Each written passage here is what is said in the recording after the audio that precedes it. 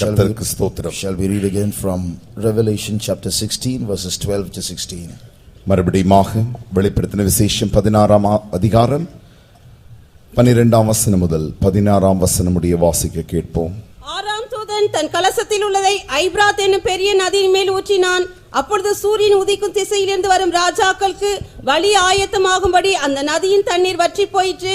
அப்பொழுது வலுசர்ப்பத்தின் வாயிலும் மிருகத்தின் வாயிலும் கள்ளத்தீர்க்கதரிசியின் வாயிலும் இருந்து தவளைகளுக்கு ஒப்பான 3 அசுத்த ஆவிகள் புறப்பட்டு வர கண்டேன். அவைகள் அற்புதங்களை செய்கிற பிசாசுகளின் ஆவிகள். அவைகள் பூலோகம் எங்கும் உள்ள ராஜாக்களை சர்வ வல்லமையுள்ள தேவனுடைய மகா நாளில் நடக்கும் யுத்தத்திற்கு கூட்டி சேர்க்கும்படிக்கு புறப்பட்டு போகிறது. இதோ திருடனை போல் வருகிறேன். தன் மானம் காணப்படத்தக்கதாக நிர்வாணமாய் நடவாதபடிக்கு விழித்துக் கொண்டு தன் வஸ்திரங்களை காத்துக் கொள்கிறவன் பாக்கியவான். அப்பொழுது எபிரேய பாஷையிலே அர்மகதோன் எனப்பட்ட இடத்திலே அவர்களை கூட்டி சேர்த்தான். And the sixth angel poured out his vial upon the great river Euphrates, and the water thereof was dried up, that the way of the kings of the east might be prepared. And I saw 3 unclean spirits like frogs come out of the mouth of the dragon, and out of the mouth of the beast, and out of the mouth of the false prophet. For they are the spirits of devils, working miracles, which go forth unto the kings of the earth and of the whole world, to gather them to the battle of that great day of God Almighty. Behold, I come as a thief. Blessed is he that watcheth and keepeth his garments, lest he walk naked, and they see his shame. And he gathered them together into a place called in the Hebrew tongue Armageddon. Praise the Lord. கர்த்தருக்கு ஸ்தோத்திரம். These days we are considering the word of God under a single title, the battle of Armageddon.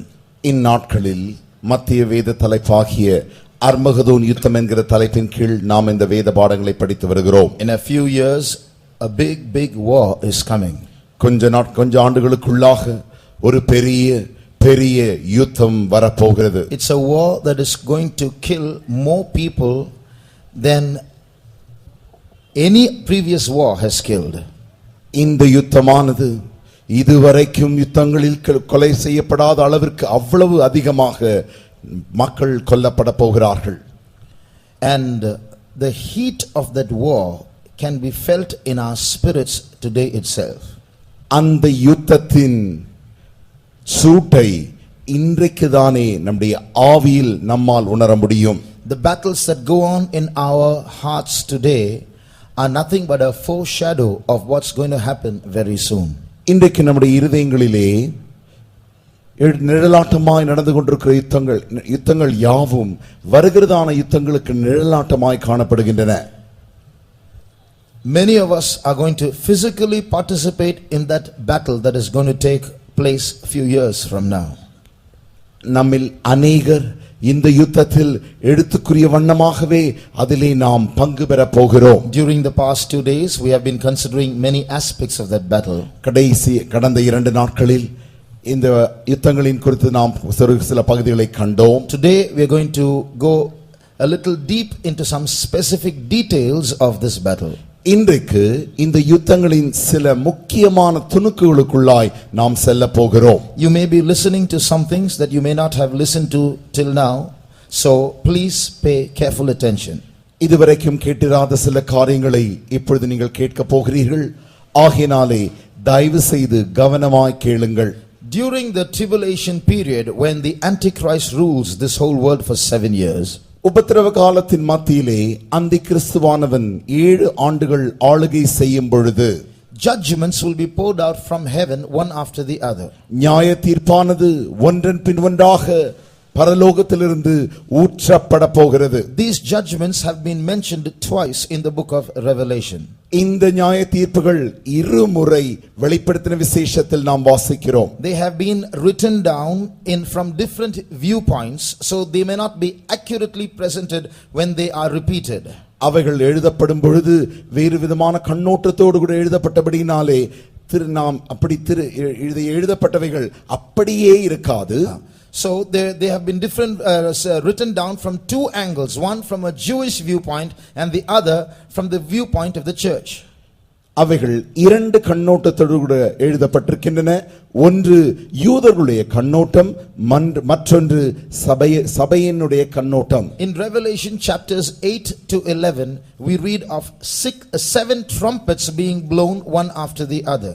வெளிப்படுத்தின விசேஷம் 8ஆம் அதிகாரத்திலிருந்து 11ஆம் அதிகாரம் முடிய 6 எக்காளங்கள் தொனிக்கிறதை 7 எக்காளங்கள் தொனிக்கப்படுகிறதை நாம் கேட்கிறோம்.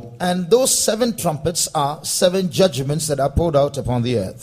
அந்த 7 எக்காளங்களும் 7 நியாய தீர்ப்புகளாக பூமியின் மேல் ஊற்றப்படுகின்றன. Again in chapter 16 we read of 7 vials which have the wrath of God being poured out upon the earth. வெளிப்படுத்தின விசேஷம் 16ஆம் அதிகாரத்திலே 7 கலசங்கள் பூமியின் மேல் ஊற்றப்படுகிறதை நாம் காண்கிறோம். Now you can go home and do some comparison. You will see the similarities in these 7 trumpets and 7 vials. நீங்கள் வீட்டிற்கு போய் இதை நீங்க நன்றாக வாசித்தால் அந்த 7 எக்காளங்களுக்கும் 7 கலசங்களுக்கும் ஒத்த காரியங்களை உங்களால் காண முடியும். If you turn to Revelation chapter 10 and read verse 11, வெளிப்படுத்தின விசேஷம் 10ஆம் அதிகாரம் 11ஆம் வசனத்திற்கு உங்களுடைய வேதத்தை திருப்புவீர்களே ஆகில், we see an angel telling John something. அங்கே தூதன் யோவானை பார்த்து சொல்லுகிற ஒரு காரியங்களை கேட்கிறோம். அப்பொழுது அவன் என்னை நோக்கி, நீ மறுபடியும் அநேக ஜனங்களையும் ஜாதிகளையும் பாஷைக்காரரையும் ராஜாக்களையும் குறித்து தீர்க்க தரிசனம் சொல்ல வேண்டும் என்றான். And he said unto me, Thou must prophesy again before many peoples and nations and tongues and kings. Thou must prophesy again. நீ மறுபடியும் தீர்க்க தரிசனம் சொல்ல வேண்டும். So there is a repetition of prophecy in the book of Revelation. வெளிப்படுத்தின விசேஷத்தில் தீர்க்க தரிசனங்கள் மறுபடியுமாக சொல்லப்படுகிறதை காண்கிறோம். Only twice. இருமுறை சொல்லப்படுகிறதை காண்கிறோம். So the 7 trumpets and the 7 vials are the same repeated but given in different angles. இந்த 7 எக்காளங்களும் 7 கலசங்களும் மறுபடியுமாக சொல்லப்பட்டிருக்கின்றன, ஆனால் வேறு விதமான வெளிப்படுத்தல்களோடு சொல்லப்பட்டிருக்கின்றன. Now if you come and read verse 12 of the key verse that we read, நாம் மூல வசனத்தை வாசித்ததான அந்த 12ஆம் வசனத்துக்கு நாம் திரும்புவோமே ஆகில், we read the 6th angel poured out his vial and the Euphrates dried up and the battle of Armageddon, people assembling for the battle of Armageddon. ஆறாம் தூதன் தன் கலசத்தில் உள்ளதை ஐபிராத் என்னும் பெரிய நதியின் மேல் ஊற்றுகிறான். அங்கிருந்து இந்த அர்மகதோன் யுத்தம் ஆயத்தமாகிறது. If you turn to chapter 9, you will see the 6th trumpet being blown. வெளிப்படுத்தின விசேஷம் 9ஆம் அதிகாரத்தினுடைய வேதத்தை திருப்பும் பொழுது 6வது எக்காளம் தொனிக்கிறதை நாம் காண்கிறோம். Now again you see the river Euphrates there. அங்கே நாம் ஐபிராத் நதியை மறுபடியும் காண்கிறோம். Read verse 14. 14ஆம் வசனத்தை வாசியுங்கள். எக்காலத்தை பிடித்திருந்த 6ஆம் தூதனை நோக்கி, ஐபிராத் என்னும் பெரிய நதி அண்டையிலே கட்டப்பட்டிருக்கிற 4 தூதர்களையும் அவிழ்த்துவிடு என்று சொல்ல கேட்டேன். Saying to the 6th angel which had the trumpet, loose the 4 angels which are bound in the great river Euphrates. I told you the vials and the trumpets are the same experiences from different angles. நான் ஏற்கனவே சொன்னது போல இக்காலமும் கலசங்களும் ஒன்றோடொன்று ஒத்ததாக வேறு விதமான வெளிப்படுத்தலோடு சொல்லப்பட்டிருக்கின்றன. Both are the same thing in different angles. அவைகள் இரண்டுமே ஒன்றுதான், ஆனால் வேறு கண்ணோட்டத்தில் சொல்லப்பட்டிருக்கின்றன. So in the 6th of a trumpet and in the 6th vial we see the river Euphrates. In one the river dries up, in the other 4 spirits at the river bed at the bottom of the river are released. இந்த 6ஆம் கலசத்தையும் 6ஆம் எக்காலத்தையும் நாம் காணும் பொழுது ஒரு பக்கத்திலே இந்த ஐபிராத் நதியானது வறண்டு போயிற்று, மறுபக்கத்திலே இந்த ஐபிராத் நதி அண்டையிலே கட்டப்பட்டிருக்கிற 4 தூதர்கள் அவிழ்த்து விடப்பட்டிருக்கிறார்கள். So now we are going to compare the trumpet and the vial, and we are going to see what's going to happen in the near future just before the battle of Armageddon. இந்த 2 காரியங்களை நாம் ஒப்பிட்டு பார்த்து அர்மகதோன் யுத்தத்திற்கு முன்பாக என்ன நடக்க போகிறது என்பதை நாம் காண போகிறோம். We are going to compare the trumpet and the vial. அந்த எக்காலத்தையும் கலசத்தையும் நாம் ஒப்பிட்டு பார்க்க போகிறோம். Now before that we need some background. அதற்கு முன்பாக நமக்கு ஒரு பின்னணி அவசியமாக இருக்கிறது. This Antichrist is going to rule this world for 7 years. இந்த அந்திகிறிஸ்து இந்த உலகத்தை 7 ஆண்டுகள் ஆளுகை செய்ய போகிறான். At the end of half his tenure of rulership, at the end of 3.5 years, அவனுடைய ஆளுகையின் அந்த மத்தியில் தானே 3.5 வருடத்தின் முடிவிலே he enters into Jerusalem. அவன் எருசலேமுக்குள்ளே பிரவேசித்து goes to the holy temple of the Jews, யூதர்களுடைய பரிசுத்த ஆலயத்திற்குள்ளே சென்று goes into the most holy place. மகா பரிசுத்த ஸ்தலத்திற்குள்ளும் சென்று He sits there, அங்கே உட்கார்ந்து கொண்டு says, I am God, நானே தேவன், and he will put an idol there. அங்கே ஒரு விக்கிரகத்தை வைத்து That is his image. அது அவனுடைய சிலையாயிருக்கிறது. Now when this happens, இது நடக்கும் this பொழுதுதானே is something that the Jews cannot bear because they are forbidden to worship idols. யூதர்கள் சிலையை வணங்குவதற்கு அவர்களுக்கு வழிபாடு இல்லாதபடியினாலே இதை அவர்கள் ஏற்றுக்கொள்ள மாட்டார்கள். Read Daniel chapter 9 and verse 27. தானியேலின் புஸ்தகம் 9ஆம் அதிகாரம் 27ஆம் வசனத்தை வாசியுங்கள். 9:27. அவர் ஒரு வாரம் அளவும் அநேகருக்கு உடன்படிக்கை உறுதிப்படுத்தி அந்த வாரம் பாதி சென்றபோது Varam, that word varam means 7 years. And he shall Wait. Read that 1 week means 7 years. அந்த ஒரு வாரம் என்பது 7 ஆண்டுகளை குறிக்கிறது. So in the middle of the week he's going to do something means at the end of the first 3.5 years. அந்த வாரத்தின் மத்தியில் ஏதோ செய்ய போகிறான் என்றால் அதனுடைய அர்த்தம் 3.5 ஆண்டுகளுக்கு பின்பு செய்ய போகிறான். Please read on. அந்த வாரம் பாதி சென்றபோது பலியையும் காணிக்கையும் ஒழிய பண்ணுவார். அருவருப்பான செட்டைகளோட பாழாக்குகிறவன் வந்து இறங்குவான். நிர்ணயிக்கப்பட்டிருக்கிற நிர்மூலம் பாழாக்குகிறவன் மேல் தீரு மட்டும் சொரியும் என்றான். And he shall confirm the covenant with many for 1 week, and in the midst of the week he shall cause the sacrifice and oblation to cease, and for the overspreading of abominations he shall make it desolate, even until the consummation, and that determined shall be poured upon the desolate. Now this is a little difficult to understand. இதை புரிந்து கொள்வதற்கு கொஞ்சம் கடினமாக The இருக்கிறது. spreading of abomination, what is that? இங்கே அக்கிரமம் பெருகுகிறது, அதனுடைய அர்த்தம் என்ன? அருவருப்பு. அருவருப்புகள் பெருகுகிறதின் அர்த்தம் என்ன? If you turn to Matthew chapter 24, Jesus quotes this verse. மத்தேயு எழுதின சுவிசேஷம் 24ஆம் அதிகாரத்திற்கு உங்களுடைய வேதத்தை திருப்பும் பொழுது இயேசுவே இந்த காரியத்தை சுட்டிக்காட்டுகிறார். He's speaking about many years ahead. அநேக ஆண்டுகளுக்கு முன்பாகவே அதை குறித்து பேசிக் கொண்டிருக்கிறார். ஆண்டுகளுக்கு பிறகு நடக்க போகிற காரியங்கள், ஆண்டுகளுக்கு பிறகு நடக்க போகிறதை முன்பாகவே அவர் சொல்லுகிறார். Read verse 15. 15ஆம் வசனத்தை வாசியுங்கள். மேலும் பாழாக்குகிற அருவருப்பை குறித்து தானியேல் தீர்க்கதரிசி சொல்லி இருக்கிறானே, வாசிக்கிறவன் சிந்திக்க கடவன். நீங்கள் அதை பரிசுத்த ஸ்தலத்தில் நிற்க காணும்போது யூதேயாவில் இருக்கிறவர்கள் மலைகளுக்கு ஓடி போக. When he therefore shall see the abomination of desolation spoken of by Daniel the prophet stand in the holy place, whoso readeth, let him understand. Now whenever the prophets of the Old Testament reproved the Israelites for idolatry, they would always say, don't follow the abominations of the Gentiles. எப்பொழுதெல்லாம் பழைய ஏற்பாட்டு காலத்து தீர்க்கதரிசிகள் இஸ்ரவேல் ஜனங்களை அவர்கள் கடிந்து திருத்துகிறார்களோ அப்பொழுதெல்லாம் about idolatry விக்கிரக ஆராதனை குறித்து அவர்களுக்கு கண்டித்து உணர்த்துகிறார்களோ அப்பொழுதெல்லாம் அவர்கள் அருவருப்பான பாழாக்குகிறதை குறித்து அவர்களுக்கு சொல்லுகிறார்கள். They will say, don't follow these abominations. Referring to idols, they will say, don't follow after these abominations. இந்த விக்கிரங்களை காண்பித்துதான் அவர்கள் சொல்லுவார்கள், இந்த அருவருப்புகளை பின்பற்றாதிருங்கள். So the word abomination, this Jesus says, when you see the abomination in the holy place, Jesus says. இந்த அருவருப்பை தான் இயேசு சொல்லுகிறார், இந்த அருவருப்பை நீங்கள் பரிசுத்த ஸ்தலத்தில் காணும் பொழுது. That means when you see the idol of the Antichrist being planted in the holy place in the temple in Jerusalem. அதனுடைய அர்த்தம் என்னவென்றால், அந்தி கிறிஸ்துவின் சிலையானது பரிசுத்த நகரமாகிய எருசலேமிலே பரிசுத்த ஆலயத்தில் அது வைக்கப்பட்டிருக்கும் பொழுது, then the Jews can't stand it. அதை யூதர்கள் பொறுத்துக் கொள்ள முடியவில்லை. They will say the real Messiah will never do this. ஒரு உண்மையான மேசியா இப்படி ஒரு காலம் செய்ய மாட்டார். Till then they were thinking that this was the Messiah. அதுவரைக்கும் அவர்கள் நினைத்தார்கள் இதுதான் மேசியா என்று. Because he solved what could have been a third world war and brought world peace.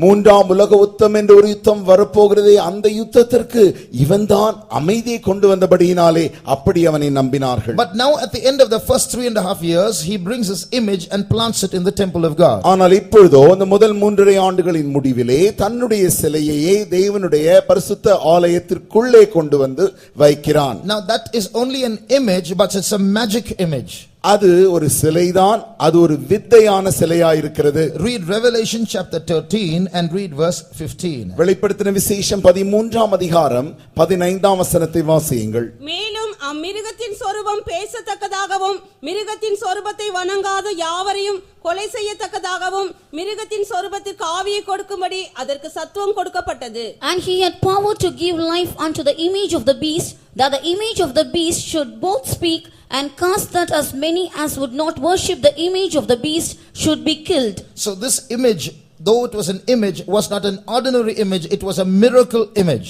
இந்த சொரூபமானது ஒரு சொரூபமாக இருந்தாலும் சாதாரண சொரூபமாக அல்ல. It is a miracle image. அது ஒரு அற்புதமான சொரூபமாய் இருக்கிறது. It had life and it could speak. அதற்கு பேசக்கூடிய ஜீவன் உண்டு. So this Antichrist brings the image and plants it in the holy place to try to convince the Jews that he was God and he could do this magic or miracle of making an image speak. இந்த அந்திகிறிஸ்துவானவன் இந்த சிலையை தேவனுடைய ஆலயத்தில் கொண்டு வந்து வைத்து அதை பேசத்தக்கதாய் செய்தபடியினாலே ஜனங்கள் இதை நம்புவார்கள் என்று யூதர்கள் இதை நம்புவார்கள் என்று சொல்லி அவன் அப்படி செய்தான். So he was trying to pull the Jews to his side. அவன் பக்கமாக அவன் யூதர்களை இழுக்க முயற்சித்தான். But it backfires, and instead of getting the support of the Jews start resisting him. ஆனால் மாறாக என்ன நடந்தது? யூதர்களுடைய அந்த உதவி அவனுக்கு கிடைக்கும் மாறாக யூதர்களுடைய எதிர்ப்பு தான் அவனுக்கு கிடைத்தது. That's why Jesus said, when you see the idol being planted in the holy place. ஆகையினால் தான் இயேசு சொன்னார், நீங்கள் தேவன் விக்கிர சிலையானது தேவனுடைய ஆலயத்தில் நிறுத்தப்படும் பொழுது. We just read, isn't it, in the book of Revelation, if anyone does not worship the beast, he should be killed. இப்பொழுதானே வெளிப்படுத்தின விசேஷம், the image of the beast. இப்பொழுதானே வெளிப்படுத்தின விசேஷத்தில் வாசித்தோம், இந்த மிருகத்தின் சொரூபத்தை எவனாகிலும் வணங்காவிடில் அவன் கொலை செய்யப்பட வேண்டும். So now when these Jews see the image being planted in the holy place, இப்பொழுது யூதர்கள் இந்த சிலையானது பரிசுத்த ஸ்தலத்திலே நிறுத்தப்பட்டிருக்கிறதை காண்கிறார்கள். Jesus says, you are not going to worship that image, so he that is in Judea, let him flee to the mountains. ஆகினாலே இயேசு சொல்லுகிறார், நீங்கள் இந்த சொரூபத்தை வணங்க போகிறதில்லை, ஆகினாலே நீங்கள் யூதேயாவுக்கு ஓடி போங்கள். யூதேயாவில் இருக்கிறவர்கள் மலைக்கு ஓடி போங்கள். யூதேயாவில் இருக்கிறவர்கள் மலைக்கு ஓடி போங்கள். Read that again. Matthew chapter 24 and verse 16, 17, 18. மத்தேயு எழுதின சுவிசேஷம் 24ஆம் அதிகாரம் 16, 17, 18ஆம் வசனம். யூதேயாவில் இருக்கிறவர்கள் மலைகளுக்கு ஓடி போக கடவர்கள். வீட்டின் மேல் இருக்கிறவன் தன் வீட்டிலே எதையாகிலும் எடுப்பதற்கு இறங்காதிருக்க கடவன். வயலில் இருக்கிறவன் தன் வஸ்திரங்களை எடுப்பதற்கு திரும்பாதிருக்க கடவன். Then let them which be in Judea flee into the mountains. Let him which is on the housetop not come down to take anything out of his house. Neither let him which is in the field return back to take his clothes. Jesus is telling those who are fleeing in those days, when you see that idol being planted, wherever you are, from there flee to the mountain. Don't return to your house, you will get caught. அந்நாட்களில் இயேசு தானே இந்த சிலையானது ஆலயத்தில் நிறுத்தப்படுகிறதை நீங்கள் காணும் பொழுது யாரும் எல்லாரும் மலைக்கு ஓடிப்போங்கள், வீட்டிற்கு திரும்பி போகவே கூடாது. இருக்கிற இடத்திலிருந்து மலைக்கு ஓடிவிடுங்கள். இருக்கிற இடத்திலிருந்து மலைக்கு ஓடிப்போங்கள். So that's the warning, because Israel, your trouble has started. அதுதான் எச்சரிப்பாய் இருக்கிறது. இஸ்ரவேலே, உன்னுடைய இக்கட்டு ஆரம்பித்து விட்டது. Read verse 21. 21ஆம் வசனத்தை வாசியுங்கள். ஏனெனில் உலகம் உண்டானது முதல் இதுவரைக்கும் சம்பவித்திராததும் இனிமேலும் சம்பவியாததுமான மிகுந்த உபத்திரவம் அப்பொழுது உண்டாயிருக்கும். For then shall be great tribulation, such as was not since the beginning of the world to this time, no, nor ever shall be. So what is going to happen? என்ன நடக்க போகிறது? Why is God asking the Israelites to flee? ஏன் தேவன் இஸ்ரவேலர்களை ஓடி போக சொல்கிறார்? Because the Antichrist is not just going to come and sit in the temple and go away. He is going to be there. அந்திகிறிஸ்துவானவன் அந்த ஆலயத்தில் வந்து உட்கார்ந்து விட்டு திரும்பி போக போகிறதில்லை. ஏனென்றால் அவன் அந்திகிறிஸ்துவானவன் அந்த ஆலயத்தில் தானே இருக்க போகிறான். He is going to take control of Jerusalem. எருசலேமை தன்னுடைய கட்டுக்குள்ளாய் அவன் கொண்டு வர போகிறான். Thousands and thousands of Jews are going to be killed. ஆயிரக்கணக்கான யூதர்கள் கொலை செய்யப்படுவார்கள். Because they will not bow before the image of the beast. ஏனென்றால் அந்த மிருகத்தின் சொரூபத்திற்கு முன்பாக அவர்கள் வணங்க போவதில்லை. Not only that, அது மாத்திரமல்ல, around the same time, அதே அந்நாட்களில் தானே as the Antichrist increases in taking power over different nations, அந்தி கிறிஸ்துவானவன் பல தேசங்களில் தன்னுடைய அந்த பலத்தை அவன் பெருக செய்து கொண்டிருக்கும் பொழுது, the Bible speaks of one thing that he does. அவன் செய்கிறதான ஒரு காரியத்தை வேதம் சொல்லுகிறது. When he takes power over nations, அவன் ஜாதிகளை தன் கட்டுக்குள்ளாய் கொண்டு வரும் பொழுது, read Daniel chapter 11 and verse 24. தானியேலின் புத்தகம் 11ஆம் அதிகாரம் 24ஆம் வசனத்தை வாசியுங்கள். தேசம் சுகவாழ்வோடும் சம்பூர்ணத்தோடும் இருக்கையில் அவன் உட்பிரவேசித்து தன் பிதாக்களும் போதும். He shall enter peaceably even upon the fattest places of the province.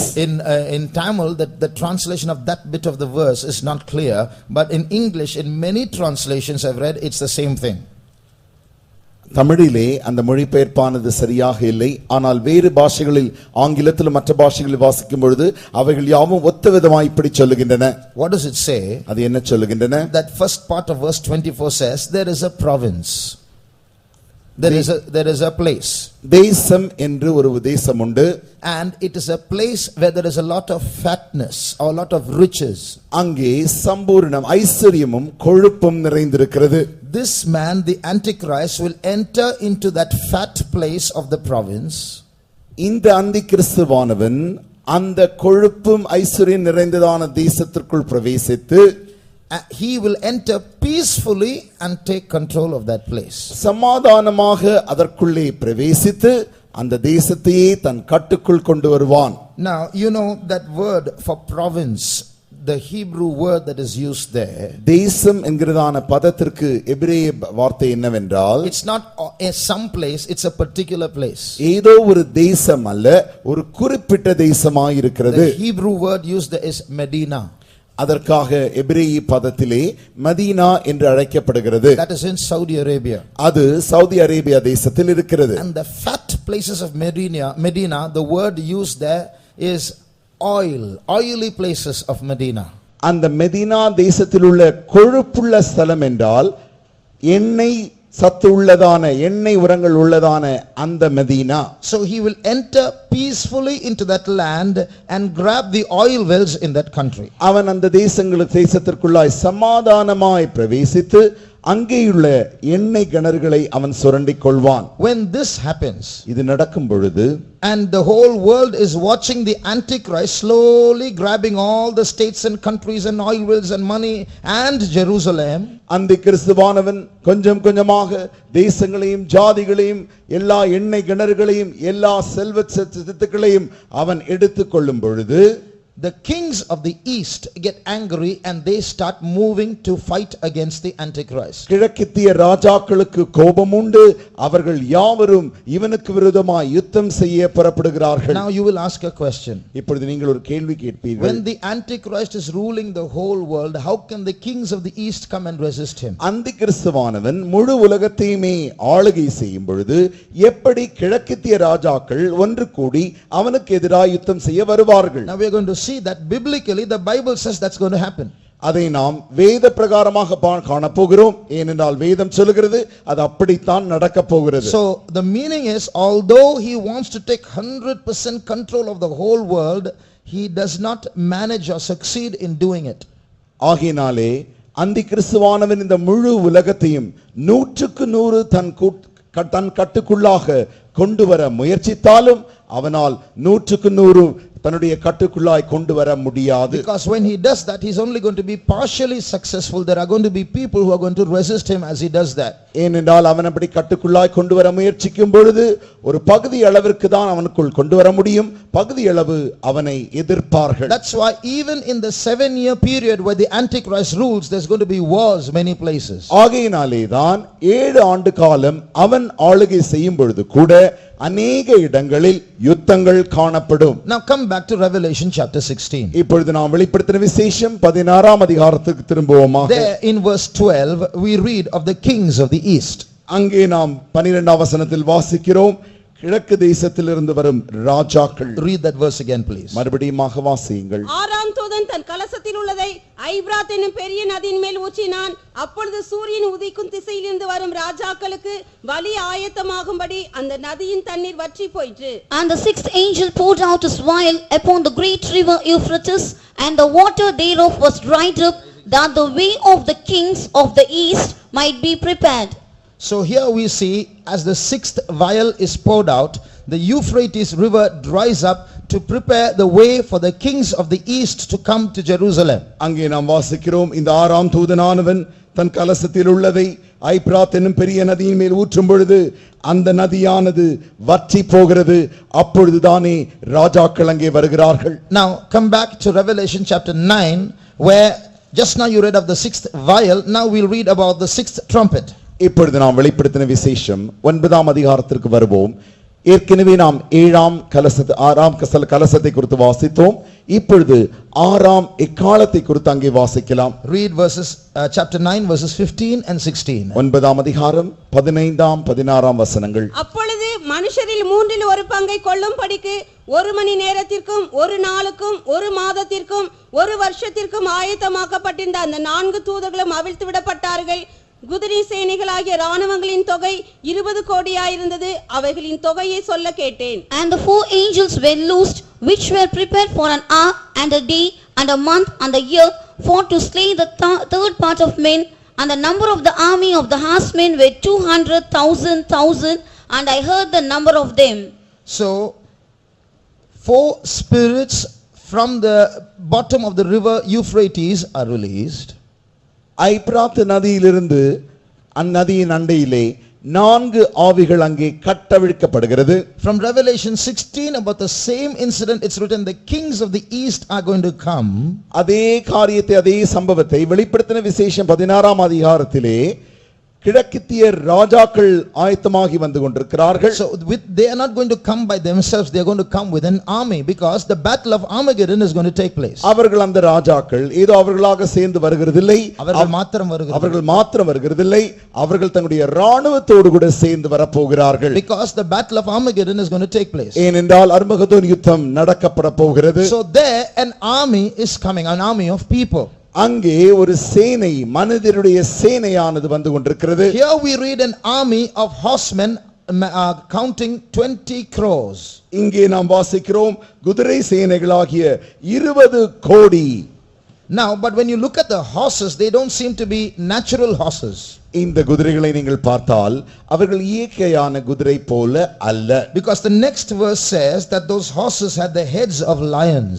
ஏனென்றால் அடுத்த வசனத்தில் வாசிக்கிறோம் அந்த குதிரைகளின் தலைகள் சிங்கங்களை போல் இருந்தன. And verse 19 says their tails were like serpents, then they had heads. 19ஆம் வசனத்தில் வாசிக்கிறோம் அந்த குதிரைகளுடைய வாள்கள் பாம்புகளுக்கு ஒப்பானவைகளா இருக்கின்றன. And they had heads. அவைகளுக்கு தலைகளும் உள்ளவைகளா இருக்கின்றன. So these are not natural horses. ஆகையினாலே இவைகள் யாவும் இயற்கையான குதிரைகள் அல்ல. So how do we join these two?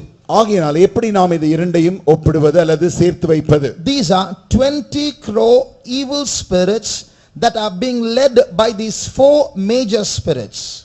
இந்த 20 கோடியானது 20 கோடி பொல்லாத ஆவிகள். இவைகள் இந்த 4 கட்டவிழ்க்கப்பட்ட ஆவிகளினாலே நடத்தப்பட போகிறது. And these 20 crore evil spirits are going to possess the armies of the kings of the east and drag them to Jerusalem.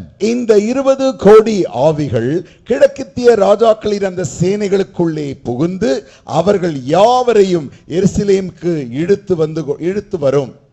So the kings of the east are going to gather their armies, which are going to be possessed by 20 crore evil spirits, and they are going to march towards Jerusalem.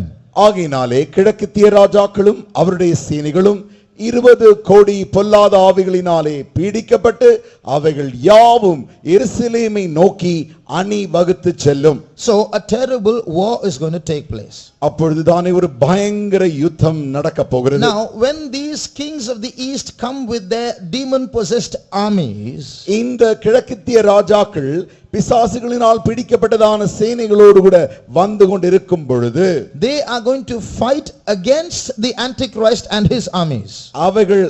அவைகள் யாவரும் அந்திக்கிறிஸ்துவும் அவனுடைய சேனைகளுக்கு விரோதமாக யுத்தம் செய்வார்கள். Why do I say that? ஏன் நான் சொல்லுகிறேன்? Come back to Revelation chapter 9. இப்பொழுது வெளிப்படுத்தின விசேஷம் 9ஆம் அதிகாரத்திற்கு திரும்பி வாருங்கள். You read there that these four angels which were loosed are their duty they are going to slay a third part of men. அங்கே நாம் வாசிக்கிறோம், இந்த 4 ஆவிகளும் கட்டவிழ்க்கப்பட்டவைகள் இவைகள் மூன்றில் ஒரு பங்கை கொல்ல போகிறார்கள். ஒரு பங்கு மனுஷரை கொல்ல போகிறார்கள். They are going to kill a third part of men. அவர்கள் மனுஷரில் மூன்றில் ஒரு பங்கை கொல்ல போகிறார்கள். Who are these men? யார் இந்த மனுஷர்? They are all those who have taken the mark of the beast, the mark of the Antichrist. இவர்கள் யாவும் அந்திக்கிறிஸ்துவின் அந்த மிருகத்தின் முத்திரையை அணிந்து கொண்டவர்கள். But these four angels are now going to gather with their army of 20 crore people, going to kill a third part of human beings. இந்த 4 தூதர்களும் கிழக்கித்திய ராஜாக்களின் சேனைகளோடு சேர்ந்து கொண்டு இப்பொழுது they are going to kill a third part of human beings who belong to the Antichrist. அந்திக்கிறிஸ்துவுக்கு சொந்தமான மனுஷரில் மூன்றில் ஒரு பங்கை அவர்கள் கொலை செய்வார்கள். So they are working against the Antichrist. ஆகையினாலே இவர்கள் அந்திக்கிறிஸ்துக்கு விரோதமாக கிரியை செய்கின்றன. The Euphrates river is a real river. It travels from Turkey through Syria to Iraq.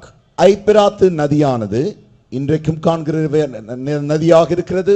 அது டர்க்கி தேசத்திலிருந்து ஆரம்பித்து அது ஈராக்குக்கு வந்து முடிகிறது. Through Syria it goes to Iraq. Syria தேசத்தின் வழியாக அது ஈராக்கை வந்து அடைகிறது. Now today those four evil spirits are at the bottom of that river. They are tied up now. இன்றைக்கு இந்த 4 ஆவிகளும் இந்த ஐப்பிராத்து நதி அண்டையிலே கட்டப்பட்டு அங்கே at the bottom அதனுடைய ஆழத்தில் இருக்கின்றன.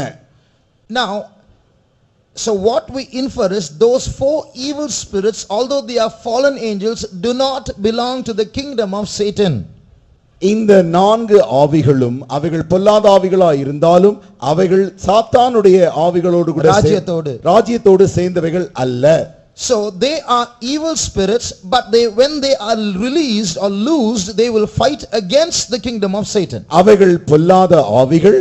அவைகள் கட்டவிழ்க்கப்படும் பொழுது அவைகள் சாத்தானுடைய சேனைக்கு விரோதமாக யுத்தம் செய்கின்றன. So they are going to go and possess the armies of the kings of the east and drag them towards Jerusalem to fight against the Antichrist and his armies. அவைகள் போய் இந்த கிழக்கித்திய ராஜாக்களுக்கும் அவனுடைய சேனைகளுக்குள்ளும் பிடித்து அவர்கள் மூலமாக அந்திக்கிறிஸ்துவின் சேனைக்கு விரோதமாய் யுத்தம் செய்ய போகின்றன. Now come back to Revelation chapter 16. இப்பொழுது வெளிப்படுத்தின விசேஷம் 16ஆம் அதிகாரத்திற்கு வருவீர்களே ஆகில் and read verse 12 again. மறுபடியுமாக 12ஆம் வசனத்தை வாசியுங்கள். ஆறாம் தூதன் தன் கலசத்தில் உள்ளதை ஐபிராத் என்னும் பெரிய நதியின் மேல் ஊற்றினான். அப்பொழுது சூரியன் உதிக்கும் திசையிலிருந்து வரும் ராஜாக்களுக்கு வழி ஆயத்தமாகும்படி அந்த நதியின் தண்ணீர் வற்றி போயிற்று. And the sixth angel poured out his vial upon the great river Euphrates, and the water thereof was dried up, that the way of the kings of the east might be prepared. Now there are two things to observe here. இங்கே நாம் காண வேண்டிய 2 காரியங்கள் உண்டு. First thing, till recently people were saying that it was impossible for the Euphrates river to dry up. முதலாவது காரியம், சமீப காலம் வரைக்கும் ஜனங்கள் சொல்லிக் கொண்டிருந்தார்கள் ஐப்பிராத்து நதியானது ஒரு காலம் வற்றுவதில்லை. But today it is possible. ஆனால் இன்றைக்கு இது சாத்தியமாயிருக்கிறது. Turkey has built dams and at the beginning of the river Euphrates. Turkey தேசமானது இன்றைக்கு பெரிய பெரிய நீர் அணைகளை கட்டிக்கொண்டு இந்த ஐப்பிராத்து நதியில் வருகிற தண்ணீரை அவை சேர்த்துக் கொண்டிருக்கின்றன. And if they shut down those reservoirs or cut down the water, the river will dry up. அவர்களுடைய நீரணையை அவர்கள் தடுத்து விடுவார்களே ஆகில் இந்த நதியானது வற்றி போய்விடும். Not only that, அது மாத்திரமல்ல, in those days Enoch and Elijah will be prophesying to the Jews, and the Bible says they have the power to stop rain. So when they prophesy and rain stops, the river can dry up. என்றால் வேதத்தில் வாசிக்கிறோம், அந்நாட்களில் தானே ஏனோக்கும் எலியாம் வந்து ஜனங்களுக்கு தீர்க்க தரிசனம் சொல்லுவார்கள். அவர்கள் மழையை நிறுத்த வேண்டுமானால் நிறுத்தக்கூடும். அப்படி அவர்களால் செய்வதினாலே அவர்கள் மூலம் இந்த நதியும் கூட வற்ற முடியும். So it is possible for the river Euphrates to dry up. ஆகையினாலே ஐப்பிராத்து நதி வற்றி போவது சாத்தியமே. Secondly, the way for the kings of the east must be prepared. இரண்டாவதாக கிழக்கித்திய ராஜாக்களுக்கு வழியானது ஆயத்தம் பண்ணப்பட வேண்டும். Now when you look at the map at the back on the chart, இங்கே பின்னே இருக்கிறதான இந்த வரைபடத்தை நீங்கள் பார்ப்பீர்களேயாகில், this is Israel. இஸ்ரவேல் தேசம் அங்கு மத்தியில் காணப்படுகிறது. East of Israel is this entire portion. கிழக்கில் இஸ்ரவேல் தேசத்தின் கிழக்கு பக்கத்தில் தானே மற்ற எல்லா தேசங்களும் காணப்படுகின்றன. And the river Euphrates starts here, this is Turkey, goes through Syria, this green patch is Syria, and comes to Iraq.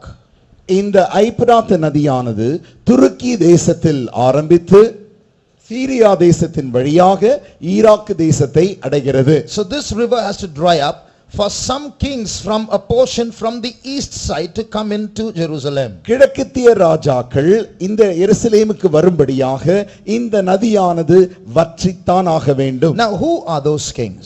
யார் இந்த ராஜாக்கள்? Who are those kings of the east? யார் கிழக்கித்திய ராஜாக்கள்? Now we just read in English it is Kirakathiya Rajakal, in Tamil it is kings from the rising of the sun. ஆங்கிலத்திலே ராஜாக்கள் கிழக்கித்திய ராஜாக்கள் என்று சொல்லப்பட்டிருக்கின்றன. ஆனால் தமிழிலே வாசித்தால் சூரியன் உதிக்கும் திசையிலிருந்து வரும் ராஜாக்கள். And we know that Japan is a place called the land of the rising sun. ஆகிய நாம் எல்லாருக்குமே தெரிந்த வண்ணமாக ஜப்பான் தேசமானது உதிக்கும் சூரியனின் ஸ்தலம் என்று அழைக்கப்படுகிறது. And so all these nations are to the east. இந்த எல்லா தேசங்களுமே கிழக்கு பக்கத்தில் தான் இருக்கின்றன. Japan is also somewhere in this side, ஜப்பானும் கூட இந்த பக்கத்தில் தான் இருக்கின்றன. So Bible scholars who are observing the events of the world, they say that Japan and China and certain countries of southern Russia, they will all join together to form this army of the east. வேத வல்லுனர்கள் உலகத்தில் நடந்ததான சம்பவங்கள் யாவற்றையும் ஒப்பிட்டு அவர்கள் இப்படி சொல்லுகிறார்கள். இந்த கிழக்கித்திய தேசங்களாகிய இந்த ஜப்பான் தேசம், சைனா தேசம், ரஷ்ய தேசத்தின் ஒரு பகுதி, இவர்கள் எல்லாவற்றிலும் தென்பகுதி சேர்ந்துதான் இவர்கள் யாவும் கிழக்கித்திய ராஜாக்களாக அவர்கள் சொல்லுகிறார்கள். So these armies are going to join together. இந்த சேனைகள் ஒன்றாய் சேர போகின்றன. Of them the chief will be China. அவர்களுக்கு தலைமையாய் யார் இருப்பார் என்றால் சீனா. Why do I say that? ஏன் நான் சொல்லுகிறேன் என்றால் 3 reasons. 3 காரணங்கள். Today China is increasing in power. இன்றைக்கு சீன தேசமானது தன்னுடைய பலத்திலே பெருகிக் கொண்டே இருக்கின்றன. China is steadily growing into a world power. இன்றைக்கு சீன தேசம் உலக மகா சக்தியாக அது வளர்ந்து கொண்டிருக்கின்றன. So China has the strength to resist a big power. ஆகையினாலே சீனாவிற்கு ஒரு பெரிய சக்தியை எதிர்க்கக்கூடிய சக்தி உண்டு. In particular the Antichrist.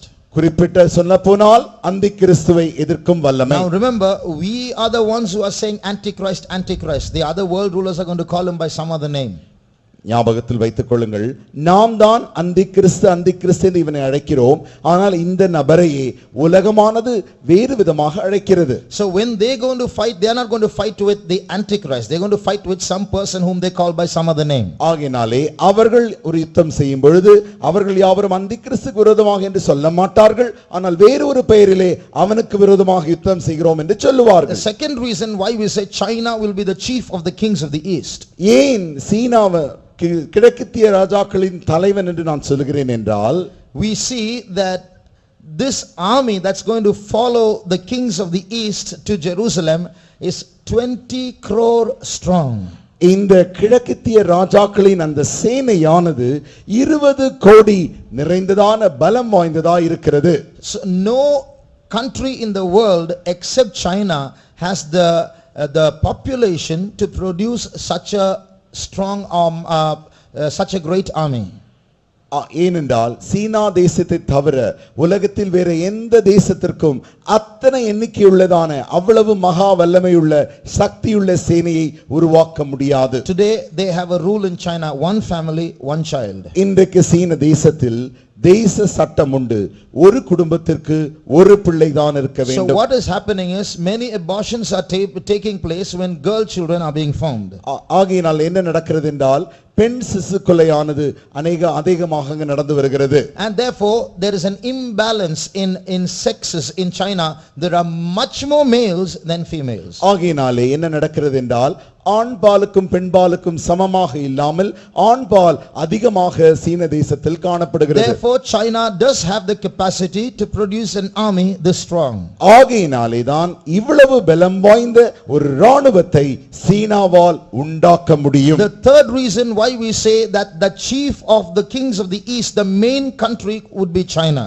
ஏன் இந்த கிழக்கத்திய ராஜாக்களின் முக்கியமான தேசம் சீனா என்று சொல்லுகிறோம் என்பதற்கு மூன்றாவது காரணம், If you turn to Revelation chapter 9, வெளிப்படுத்தின விசேஷம் 9ஆம் அதிகாரத்துக்கு கூட வேதத்தை திருப்புவீர்களே, we read a description of the breastplates of the army. அங்கே மார்க்கவசத்தை குறித்ததான வெளிப்படுத்தலை நாம் அங்கு வாசிக்கிறோம். Verse 17. 17ஆம் வசனம், Revelation 9:17. வெளிப்படுத்தின விசேஷம் 9ஆம் அதிகாரம் 17ஆம் வசனம். குதிரைகளையும் அவைகளின் மேல் ஏறி இருந்தவர்களையும் நான் தரிசனத்தில் கண்ட விதமாவது அவர்கள் அக்கினி நிறமும் நீல நிறமும் கந்த நிறமுமான மார்க்கவசங்களை உடையவர்களாயிருந்தார்கள். And thus I saw the horses in the vision, and them that sat on them, having breastplates of fire and of jacinth and brimstone. So fire and jacinth and brimstone. அக்கினி நிறமும் நீல நிறமும் கந்த நிறமும். So the colors are described there. இங்கே நிறங்கள் They வர்ணிக்கப்பட்டிருக்கின்றன. are colors varying, these are colors varying from they are red, orange and yellow. இவைகள் சிவப்புக்கும் orange நிறத்திற்கும் மஞ்சள் நிறத்திற்கும் கொஞ்சம் வித்தியாசமானவைகள். So these colors together are seen on the breastplate of this army. இந்த சேனையின் மார்க்கவசத்திலே இந்த நிறங்களை நாம் அங்கே காணலாம். These colors are the colors that you see in Chinese art. இந்த மூன்று நிறங்களைத்தான் நீங்கள் சீனாவின் அந்த கலையிலே நீங்கள் காணலாம். So these 3 points try to point to the fact that China is going to be one of the chief of the kings of the east. இந்த மூன்று காரணங்களினாலே கிழக்கத்திய ராஜாக்களின் தலைவனாக சீனா காணப்படும். Now verse 12 of Revelation 16 says that the way has to be prepared for the kings of the east. வெளிப்படுத்தின விசேஷம் 16ஆம் அதிகாரம் 12ஆம் வசனத்திலே சூரியன் திசையிலிருந்து வருகிறதான ராஜாக்களுக்கு வழியை ஆயத்தம் செய்ய வேண்டும். That means see how far China is from Israel. They have to travel thousands of miles. பாருங்கள், சீன தேசத்திற்கும் இஸ்ரவேல் தேசத்திற்கும் எவ்வளவு தூரம் இருக்கிறது. அவர்கள் ஆயிரக்கணக்கான மைல்கள் பிரயாணம் செய்ய வேண்டும். So a super highway has to be made so that 20 crore strong army can quickly pass those nations and reach Jerusalem. ஆகையினாலே இவர்கள் மிக அகலமான மிக பெரிய நெடும்பாதையை அவர்கள் உண்டாக்க வேண்டும். ஏனென்றால் 20 கோடி ராணுவம் அதனுடாய் செல்ல வேண்டும். Now this big strong army will pass through many countries as they travel towards Jerusalem. இந்த பெரிய சக்தி வாய்ந்ததான ராணுவம் எருசலேமை நோக்கி போகும் பொழுது பல தேசங்களினூடாய் செல்ல வேண்டியதாய் இருக்கிறது. And the 4 spirits that are released from the Euphrates rivers will go and allure them. இந்த ஐபிராத் நதியண்டையிலிருந்து கட்டவிழ்க்கப்பட்டதான அந்த 4 ஆவிகள் போய் அவைகளை அப்படியே கவர்ச்சிக்கும். Now recently a book was written. சமீப காலத்தில் ஒரு புத்தகம் எழுதப்பட்டிருந்தது. That book is called The Black Awakening. You look at the picture, the first picture, the bottom part. நம் வலது பக்கத்தில் காண்கிறதான அந்த கருப்பு படத்தை நீங்கள் பார்த்தால் அந்த புத்தகத்தின் தலைப்பு என்னவென்றால் கருப்பு எழுச்சி. The Black Awakening. That means it's a revival, it's a black revival. அது ஒரு எழுப்புதலாய் இருக்கிறது, அது ஒரு அல்லது கருப்பு எழுப்புதலாய் இருக்கிறது. Beneath it in smaller letters, you may not read it, it's written the rise of satanic super soldier, the satanic super soldier. அதற்கு கீழாக என்ன எழுதப்பட்டிருக்கிறது என்றால் சாத்தானுடைய மகா பெரிய வீரனுடைய எழும்புதல். That means, அது அர்த்தம் என்னவென்றால், till today, till these days in history, men fought each other. But in the last days, it's not ordinary soldiers. Demon-possessed soldiers are going to fight each other. And this book is describing how this is happening right today. என்னவென்றால், இந்நாட்கள் வரைக்கும் மனுஷன் மனுஷனுக்கு விரோதமாக தான் சண்டை போட்டுக் கொண்டிருக்கிறான். ஆனால் இனிவரும் காலத்தில் மனுஷன் பொல்லாத ஆவிகளினாலே பீடிக்கப்பட்டு அப்படி அவன் சண்டை போட போகிறான் என்று இந்த புத்தகத்திலே இப்படி சொல்லப்பட்டிருக்கிறது. So this book is describing how this is happening today. எப்படி இது இன்றைக்கு நடந்து கொண்டிருக்கிறது என்பதை இந்த புத்தகம் விவரமாய் சொல்லுகின்றது. Secretly, demon-possessed soldiers are being prepared for the final battle. ரகசியமாக கடைசி யுத்தத்திற்கென்று பிசாசினால் பிடிக்கப்பட்டதான வீரர்கள் ஆயத்தமாக்கி கொண்டிருக்கிறார்கள். So demon-possessed soldiers are going to set out from the east to go to Jerusalem to fight against the Antichrist who has taken rule there. ஆகையினாலே பிசாசினால் பிடிக்கப்பட்டதான ராணுவ வீரர்கள் எருசலேமை நோக்கி அந்திக்கிறிஸ்துக்கு விரோதமாய் யுத்தம் செய்யும்படி புறப்படுவார்கள். At the same time, Antichrist soldiers are also demon-possessed. அதே நேரத்தில் அந்திக்கிறிஸ்துவின் அவனுடைய போர் வீரர்களும் பிசாசினால் பீடிக்கப்பட்டவர்கள். So what will happen? ஆகையினாலே என்ன நடக்கும் என்றால், Now the Bible says that these 20 crore strong army possessed with demons will kill 1/3 of the human population of that time. ஆகையால் என்ன நடக்கும் என்றால், இந்த 20 கோடி பிசாசினால் பிடிக்கப்பட்ட இந்த சேனையானது மனுஷரில் 1/3 பங்கை கொன்று போடுவார்கள். Now if you turn to Revelation chapter 6, இப்பொழுது வெளிப்படுத்தின விசேஷம் 6ஆம் அதிகாரத்துக்குரிய வேதத்தை திருப்புவீர்களே ஆகில், and read verse 8. 8ஆம் வசனத்தை வாசியுங்கள். நான் பார்த்தபோது இதோ மங்கின நிறமுள்ள ஒரு குதிரையை கண்டேன். அதின் மேல் ஏறி இருந்தவனுக்கு மரணம் என்று பெயர். பாதாளம் அவன் பின் சென்றது. பட்டயத்தினாலும் பஞ்சத்தினாலும் சாவினாலும் பூமியின் துஷ்ட மிருகங்களினாலும் பூமியின் கார்பங்கில் உள்ளவர்களை கொலை செய்யும்படியான அதிகாரம் அவைகளுக்கு கொடுக்கப்பட்டது. And I looked, and behold, a pale horse, and his name that sat on him was Death, and hell followed with him, and power was given unto them over the fourth part of the earth, to kill with sword, and with hunger, and with death, and with the beast of the earth. Now listen carefully. இப்பொழுது கவனமாய் கேளுங்கள். Today's world population is a little more than 600 crores. இன்றைக்கு நாம் உலக ஜனத்தொகை கணக்கை எடுத்துக்கொண்டால் அது 6 கோடிக்கும் மேலாய் இருக்கிறது. Let us assume it is 600 crores. நாம் எடுத்துக்கொள்வோம் 600 கோடிக்கு மேலாய் இருக்கிறது என்று வைத்துக்கொள்வோம். This verse says that the spirit called death is going to kill 1/4 of the human population. இந்த வசனம் சொல்லுகிறது, மரணம் என்று பெயர் கொண்டவன் 1/4 பங்கு ஜனத்தொகையை கொன்று போடுவான். That means 150 crores of people are going to die in the first half of the tribulation period. அதன் அர்த்தம் என்னவென்றால், உபத்திரவ காலத்தின் அந்த முதல் கட்டத்தின் 3.5 ஆண்டின் முடிவிலே 150 crores 150 கோடி ஜனங்கள் கொன்று போடப்படுவார்கள். during the first half of the tribulation period. அது முதல் 3.5 ஆண்டு உபத்திரவ காலத்தில் நடக்கிற சம்பவம். So that time, assuming this, so that 600 crore population will get reduced to 450 crores. அதன் அர்த்தம் 600 கோடி இருந்த ஜனத்தொகை கார்பங்கு கொலை செய்யப்பட்டபடியினாலே இப்பொழுது 450 கோடியாக வந்து விடுகிறது. Now, according to this verse in Revelation chapter 9, 1/3 of men are going to be slain by these 4 spirits. வெளிப்படுத்தின விசேஷம் 9ஆம் அதிகாரத்திலே இந்த 4 ஆவிகளினாலே 1/3 பங்கு மனுஷர் கொலை செய்யப்படுவார்கள் என்று சொல்லி இருக்கிறதே. By these 4 spirits and their armies. இந்த 4 தூதர்களாலும் அவர்களுடைய சேனைகளாலும். So 1/3 of 450 crores will be again 150 crores. இப்பொழுது 450 கோடியில் 1/3 பங்கு எடுத்துக்கொண்டால் அதுவும் இப்பொழுது 150 கோடியாக வருகிறது. So evil spirits are going to kill 150 crore human beings in the first half of the tribulation period. Evil spirits are going to kill another 150 crores in the second half of the tribulation period. ஆகையினாலே பொல்லாத ஆவிகள் முதலாவது 3.5 ஆண்டு அந்த ஆண்டு காலத்திலே 150 கோடி ஜனத்தொகையை கொன்றுவிடும். இரண்டாவது 3.5 ஆண்டு காலத்திலே 150 கோடி ஜனத்தொகையை கொன்றுவிடும். Now, if you look at the journey that China has to take to get to Jerusalem. சீனாவானது எருசலேமுக்கு போகும்படி அந்த பிரயாணத்தை எடுக்கும் பொழுது Jerusalem is here. எருசலேம் எங்கே இருக்கிறது? China is here. சீன தேசம் எங்கே இருக்கிறது? Now China has to pass through various countries. சீன தேசமானது பல தேசங்களினூடாய் இப்பொழுது போக வேண்டும். The super highway has to pass through Kashmir in India. இந்த மிக பெரிய நெடுஞ்சாலையானது முதலாவது காஷ்மீர் தேசத்தினூடாய் போக வேண்டும். Then through Pakistan.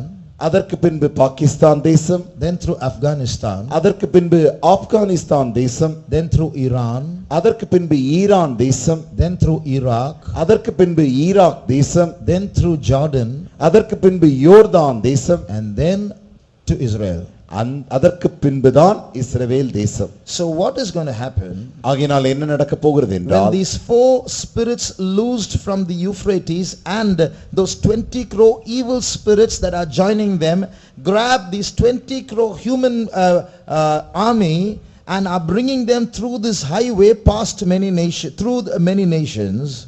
இந்த ஐபிராத் நதியண்டையில் இருந்த இந்த 4 தூதர்களும் அவர்கள் போய் சேனை 20 கோடி அந்த சேனைகளும் சேர்ந்து when they pass through this highway through many nations, பல தேசங்களினூடாய் இந்த மிக பெரிய நெடுஞ்சாலையினூடாய் வரும் பொழுது the countries that these army is passing through will get scared of these Chinese and the kings of the east. இந்த ராணுவம் இப்படி போகும் பொழுது இந்த கிழக்கித்திய சீனர்களும் இந்த ராஜாக்களும் வரும்பொழுது அவருடைய சேனைகளும் வரும்பொழுது அவர்கள் போகிறதான தேசங்கள் எல்லாம் இந்த சேனையை கண்டு பயப்படும். So they will retaliate or resist. ஆகையினாலே அவர்கள் இப்பொழுது அவர்களுக்கு எதிர்கொள்ளுவார்கள். Because no one is going to allow these kings of the east to pass through them with missiles and bombs and tanks. It's a threat to their country, isn't it? ஆகையினாலே ஏனென்றால் எந்த தேசமும் இப்படி ஒரு பெரிய ராணுவமானது தன்னுடைய அணுகுண்டோடு கூட பலவிதமான ஆயுதங்களோடு கூட இப்படி வருவதை எந்த தேசமும் ஒத்துக்கொள்ளாதல்லவா? Now what will happen? என்ன நடக்கும் என்றால் These spirits that are leading these kings of the east, the army, are leading them to kill 1/3 of the human population. இந்த ஆவிகள் 20 கோடி ராணுவத்தை நடத்தி கொண்டு வருகின்றன.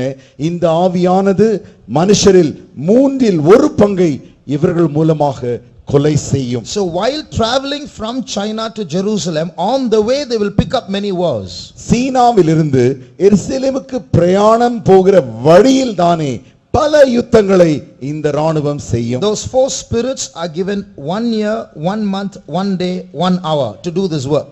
இந்த வேலையை செய்யும்படியாக இந்த 4 தூதர்களுக்கும் 1 ஆண்டு 1 மாதம் 1 நாள் 1 மணி கொடுக்கப்படுகிறது. So in that time they are going to kill 150 crores of people. இந்த நேரத்து காலகட்டத்திற்குள்ளாய் 150 கோடி ஜனத்தை இந்த ராணுவம் கொன்றுவிடும். Now listen to this carefully. இப்பொழுது கவனமாய் கேளுங்கள். Already India and China are not in good terms. ஏற்கனவே பார்த்தால் இந்தியாவும் சீனாவும் அவ்வளவு நல்ல உறவில் இல்லை. And now China is going to pass through Kashmir, a disputed area. இப்பொழுது இந்த சீனாவானது காஷ்மீர் மாநிலம் வழியாக அது ஏற்கனவே சர்ச்சைக்குரிய நிலமாயிருக்கிறது, அதனூடாய் அது போக போகிறது. So it is quite probable, we cannot make accurate predictions, but we can make good guesses. சரியாக எப்படி நடக்கும் என்று நம்மால் சொல்ல முடியாது, ஆனால் சில யூகங்களை நம்மால் சொல்ல முடியும். The Bible says 150 crores of people will die. Who will die is not mentioned. So we have to look at world events and make guesses. வேதம் சொல்கிறது 150 கோடி ஜனமானது கொல்லப்படும். யார் கொல்லப்படுவார்கள் என்று நம்மால் சொல்ல முடியாது.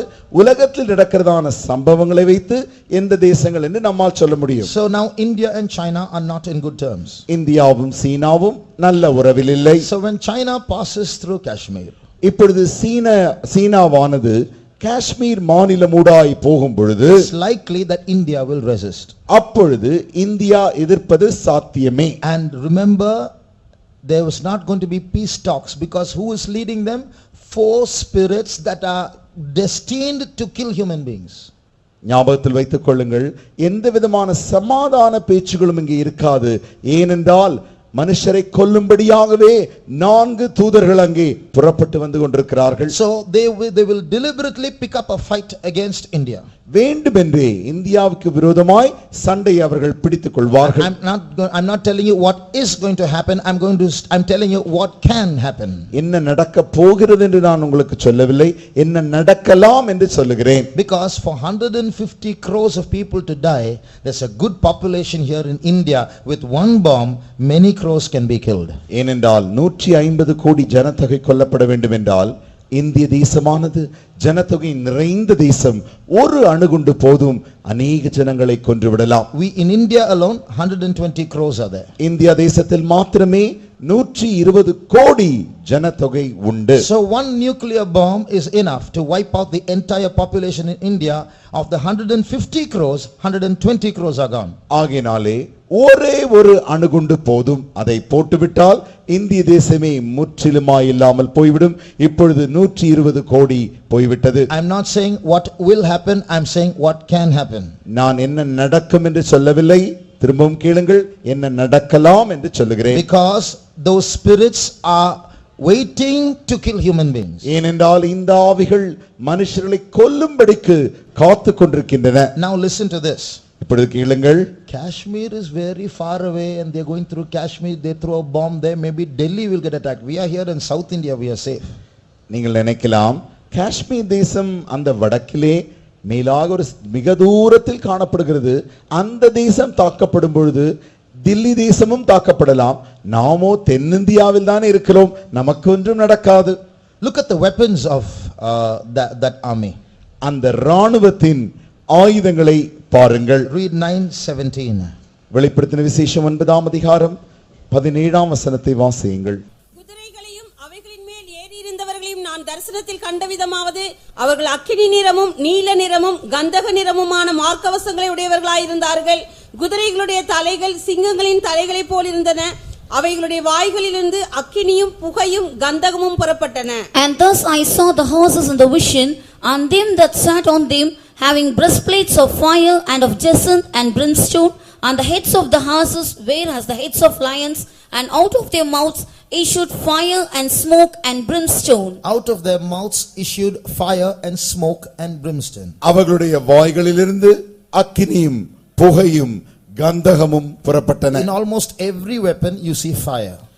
எல்லா ஆயுதத்திலுமே இன்றைக்கு நாம் அக்கினியை காண்கிறோம். But brimstone means sulfur. It's a chemical. கந்தகம் என்று சொன்னால் அது ஒரு வேதியியல் பொருளாக இருக்கிறது. அது சல்பர் என்று அழைக்கப்படுகிறது. Smoke and brimstone might refer to chemical warfare. புகையும் கந்தகமும் என்பது ரசாயன அந்த ஆயுதத்தை குறிக்கிறது. Now not only these three weapons, fire and smoke and brimstone, in verse 20 they are called plagues. இந்த அக்கினியும் புகையும் கந்தகமும் ஆன இந்த ஆயுதமானது 20ஆம் வசனத்தில் நாம் வாசிக்கிறோம், அது வாதைகள் என்று அழைக்கப்படுகிறது. So what's going to happen? These are disease spreading weapons. ஆகையால் என்ன நடக்கிறது என்றால் இந்த ஆயுதங்கள் வியாதிகளை பரப்புகிற ஆயுதங்களாய் இருக்கின்றன. So they have, today they have missiles that can China has missiles that can go to the United States. China has missiles that can go to Israel. இன்றைக்கு ஏவுகணைகள் உண்டு. சீன தேசத்திலிருந்து ஏவுகணையை நேராக அமெரிக்க தேசத்திலே போய் அடிக்கலாம். சீன தேசத்திலிருந்து ஏவுகணை அனுப்பி நேராக இஸ்ரவேல் தேசத்தையும் போய் அடிக்கலாம். So it can travel very far. அவ்வளவு தூரத்திற்கு அதனால் பிரயாணம் செய்ய முடியும். So it's not necessary to die out of explosions. We can die out of the chemical reactions from those bombs. ஆகையினாலே வெடிகுண்டு அனுப்பப்பட்டபடியினாலே அதனுடைய வெடித்தபடியினாலே மரிக்க வேண்டும் என்ற அவசியமில்லை. அப்படி வெடித்தபடியினாலே வேதியியல் ரசாயன மாற்றங்களின் மூலமாய் கூட மடிக்கலாம். Now read 9:20. இப்பொழுது 9ஆம் அதிகாரம் 20ஆம் வசனத்தை வாசியுங்கள். அப்படி இருந்தும் அந்த வாதைகளால் கொல்லப்படாத மற்ற மனுஷர்கள் பேய்களையும் பொன் வெள்ளி செம்பு கல் மரம் என்பவைகளால் செய்யப்பட்டவைகளாயும் காணவும் கேட்கவும் நடக்கவும் மாட்டாதவைகளுமாயிருக்கிற விக்கிரகங்களையும் வணங்காதபடிக்கு தங்கள் கைகளின் கிரியைகளை விட்டு மனம் திரும்பவும் இல்லை. And the rest of the men which were not killed by these plagues, hate repented not of the works of their hands, that they should not worship devils and idols of gold and silver and brass and stone and of wood, which neither can see nor hear nor walk. Now, you just read something. இப்பொழுது ஒன்றை வாசித்திருக்கிறீர்கள். I'm not going to repeat it. அதை நான் திரும்பமாக சொல்ல போகிறதில்லை. But where do you find most of this? இந்த காரியங்களின் எல்லாவற்றும் அதிக காரியத்தை எங்கே உங்களால் காண முடிகிறது? Where can you see most of all that you just read? இப்பொழுது வாசித்த காரியங்கள் எல்லாவற்றையும் எங்கே நீங்கள் அதிகமாக காண முடிகிறது? So it is likely that Indians can be affected during this journey of the kings of the east to Jerusalem. ஆகையினாலே கிழக்கித்திய ராஜாக்கள் எருசலேமுக்கு போகிறதான பிரயாணத்திலே இந்தியர்கள் தான் அதிகமாக தாக்கப்பட போகிறார்கள். தாக்கப்படக்கூடும். Read Revelation chapter 16. வெளிப்படுத்தின விசேஷம் 16ஆம் அதிகாரம். In verse 12 we read that the kings of the east are setting out towards Jerusalem. இங்கே நாம் வாசிக்கிறோம், சூரியன் உதிக்கும் திசையிலிருந்து ராஜாக்கள் எருசலேமுக்கு வழியை ஆயத்தமாகிறார்கள். When the Antichrist gets the news that the kings of the east have set out for war, இப்பொழுது கிழக்கித்திய ராஜாக்கள் அந்திகிறிஸ்துவுக்கு நேராக யுத்தத்திற்கு வந்து கொண்டிருக்கிறார்கள் என்கிற செய்தி அந்திகிறிஸ்து கேட்கும் பொழுதுதானே, now he is going to look for help from other kings, other parts of the world to come and join this battle. இப்பொழுது உதவிக்கென்று மற்ற ராஜாக்களின் உதவிகளை எல்லாம் நாடி யுத்தத்தில் தன்னோடு கூட சேரும்படி அவன் தேடி போகிறான். That is the time when 3 unclean spirits like frogs come out of the mouth of the dragon, out of the mouth of the Antichrist, out of the mouth of the false prophet, and go into the rest of the world to deceive the kings of the earth and say, come, join us, we are going to fight a great battle. அப்பொழுதுதானே வலுசர்ப்பத்தின் வாயிலும் மிருகத்தின் வாயிலும் கள்ள தீர்க்கதரிசியின் வாயிலும் இருந்து தவளைகளுக்கு ஒப்பான 3 அசுத்த ஆவிகள் புறப்பட்டு போய் மற்ற ராஜாக்களை கவர்ந்து எல்லாரும் வாருங்கள் சேர்ந்து கொள்ளலாம், நாம் யாவரும் சேர்ந்து யுத்தம் செய்யலாம். So what's going to happen? என்ன நடக்க போகிறது? The kings of the earth in general are going to join with the Antichrist and travel towards Israel. பூமியின் ராஜாக்கள் யாவரும் அந்திகிறிஸ்துவோடு கூட சேர்ந்து கொண்டு அவர்கள் இப்பொழுது எருசலேமுக்கு நேராக பிரயாணம் செய்கிறார்கள். The kings of the east are traveling through a super highway towards Israel. கிழக்கித்திய ராஜாக்கள் மிகப்பெரிய நெடும் பாதையிலே இப்பொழுது எருசலேமுக்கு நேராக இவர்களும் பிரயாணம் செய்து கொண்டிருக்கிறார்கள். 20 crores in one army. ஒரு சேனையிலே 20 கோடி பேர். And across, the number is not mentioned, in another army with the Antichrist. அந்திகிறிஸ்துவோடு கூட வேறு ஒரு சேனையும் இப்பொழுது வந்து கொண்டிருக்கிறது, அதில் எண்ணிக்கை சொல்லவில்லை, அதுவும் கோடிக்கணக்கானவைகள். So as both of them go are joining converging towards Jerusalem, இப்பொழுது இந்த 2 சேனையும் எருசலேமுக்கு அருகாமையில் வந்து கொண்டிருக்கும் பொழுது, I told you yesterday நேற்றுக்கு நான் சொன்னேன், that Armageddon is a convenient spot on the first day. I told you, because it's a place where many roads from other countries meet. முதலாம் நாளில் தானே நான் உங்களுக்கு சொன்னேன், அர்மகதோன் என்கிறதான அந்த சமபூமியின் பள்ளத்தாக்கானது அநேக சாலைகளை நேராய் கொண்டு வருகிற லகுவான இடமாக இருக்கிறது. From other countries, மற்ற தேசங்களிலிருந்து பல சாலைகள் வந்து சேருகிற ஒரு இடமாக இருக்கிறது. and it's in central Israel. அது இஸ்ரவேல் தேசத்தின் மத்தியில் காணப்படுகிறது. So what will happen? ஆகையினால் என்ன நடக்கும் என்றால், 20 crores coming towards the Megiddo from one direction, and crows joining with the Antichrist from another direction, all meeting at Megiddo. இப்பொழுது 20 கோடி நிறைந்ததான ஒரு சேனை மெகிதோக்கு வந்து கொண்டிருக்கிறது. அந்திகிறிஸ்துவோடு கூட அவனுடைய சேனைகளும் கோடிக்கணக்கானவர்களும் சேர்ந்து மறுபக்கத்தில் வந்து கொண்டிருக்கிறார்கள். So when this happens, இது நடக்கும் பொழுது, war is going to happen or start. யுத்தமானது தொடங்க போகிறது. They are going to converge at Megiddo. இப்பொழுது அவர்கள் இருவரும் மெகிதோவிலே சந்திக்க போகிறார்கள். Antichrist says, I want Jerusalem. இப்பொழுது அந்திகிறிஸ்து சொல்லுவான், எனக்குத்தான் எருசலேம் வேண்டும். The kings of the east says, no, we are not going to give it to you, we are going to take Jerusalem. கிழக்கித்திய ராஜாக்கள் சொல்லுவார்கள், இல்லவே இல்லை, எங்களுக்குத்தான் எருசலேம். Once again I ask you, ஒரு மறுபடியும் நான் உங்களை கேட்கட்டும், such a small country, why do they want Jerusalem? சிறிய தேசம் ஏன் எருசலேம் வேண்டும் என்று கேட்கிறார்கள்? What do they have in Jerusalem? எருசலேமில் என்னத்தான் இருக்கிறது? That's God's place. அது தேவனுடைய ஸ்தலம். That's the place where God chose. அதைத்தான் தேவன் தெரிந்து கொண்ட இடமாயிருக்கிறது. That's why they want it. ஆகையினால் தான் அவர்கள் வேண்டும் என்று கேட்கிறார்கள். That's why I told you the battle of Armageddon is going to be a physical spiritual war. ஆகையினால் தான் அர்மகதோன் யுத்தமானது எழுத்துக்குரிய ஆவிக்குரிய யுத்தமாய் இருக்க போகிறது. So when these two factions of armies are competing for Jerusalem, இப்பொழுது இந்த இரண்டு சேனைகளும் எருசலேமை பிடிக்க போட்டி போடும் பொழுது, and the war is about to start, யுத்தமானது தொடங்குகிறதான அந்த சூழ்நிலையில் தானே both of them say, I want Jerusalem. இரண்டு பேருமே சொல்லுகிறார்கள், எங்களுக்கு தான் எருசலேம் வேண்டும். Somebody comes down from the sky. திடீரென்று வானத்திலிருந்து யாரோ ஒருவர் வருகிறார். He says, I also want Jerusalem. அவரும் சொல்லுகிறார், எனக்கும் எருசலேம் தான் வேண்டும். You won't have it, you won't have it, I will have it. உனக்கும் கிடையாது, உனக்கும் கிடையாது, எனக்கு தான். That is the battle of Armageddon. அதுதான் அர்மகதோன் யுத்தம். When that red dressed man comes down from the skies, as you see in the last picture, அந்த கடைசி படத்தில் பார்க்கிறதான சிவந்த வஸ்திரமுள்ள அந்த மனுஷன் இறங்கி வரும் பொழுது, he is not going to come alone. அவர் தனியாய் வரப்போகிறதில்லை. He also has his armies. அவருக்கும் அவருடைய சேனைகள் உண்டு.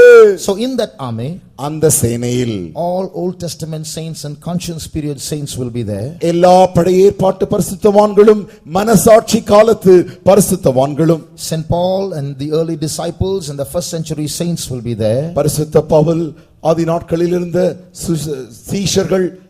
So you are going to see Abraham and David and Joseph and Daniel, they all will be in that army. ஆபிரகாம், ஈசாக்கு, யோசேப்பு, தாவீது இவர்கள் யாவருமே அந்த சேனையில் இருப்பார்கள். And you are going to see the saints of this modern day period in that army. நவீன காலத்தில் இருந்ததான பரிசுத்தவான்கள் அவர்களும் அதில் இருப்பார்கள். Our pastors who have died and gone ahead will be in that army. நம்முடைய பாஸ்டர்மார்கள் மரித்து தேவனுக்கு இடத்தில் போய் இருக்கிறார்களே, அவர்களும் அந்த சேனையில் இருப்பார்கள். Those who are caught up and transformed when Jesus comes, they will be in that army. இயேசு வரும் பொழுது யாரெல்லாம் எடுக்கப்பட்டார்களோ, மறுரூபப்பட்டார்களோ, அவர்களும் அந்த சேனையில் இருப்பார்கள். So if we are alive and remain when Jesus comes, இயேசு வரும் பொழுது நாம் உயிரோடு இருப்போமே ஆகில், we will be there for 7 years and we will come back. நாம் அவரோடு கூட போய் 7 வருட காலம் அவரோடு இருந்துவிட்டு நாமும் திரும்பி வருவோம். Read Isaiah chapter 26. ஏசாயா 26ஆம் அதிகாரம் and read verse 20. 20ஆம் வசனம் and 21. 21ஆம் வசனம். என் ஜனமே, நீ போய் உன் அறைகளுக்குள்ளே பிரவேசித்து உன் கதவுகளை பூட்டிக்கொண்டு சினம் கடந்து போக மட்டும் கொஞ்ச நேரம் ஒளித்துக்கொள்.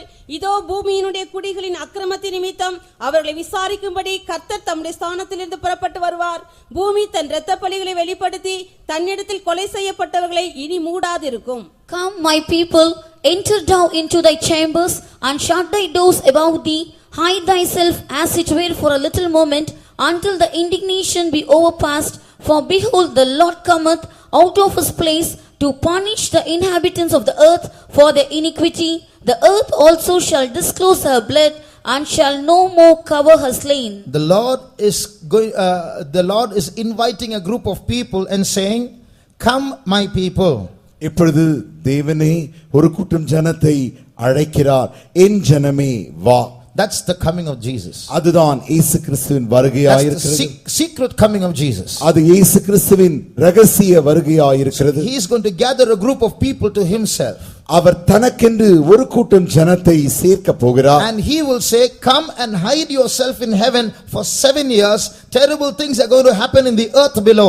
Till then you hide there. நீ வா, வந்து என்னோடு கூட சேர்ந்து கொள், நீ ஒளித்துக்கொள். 7 ஆண்டு காலம் பயங்கரமான காரியங்கள் இங்கே நடக்க போகிறது.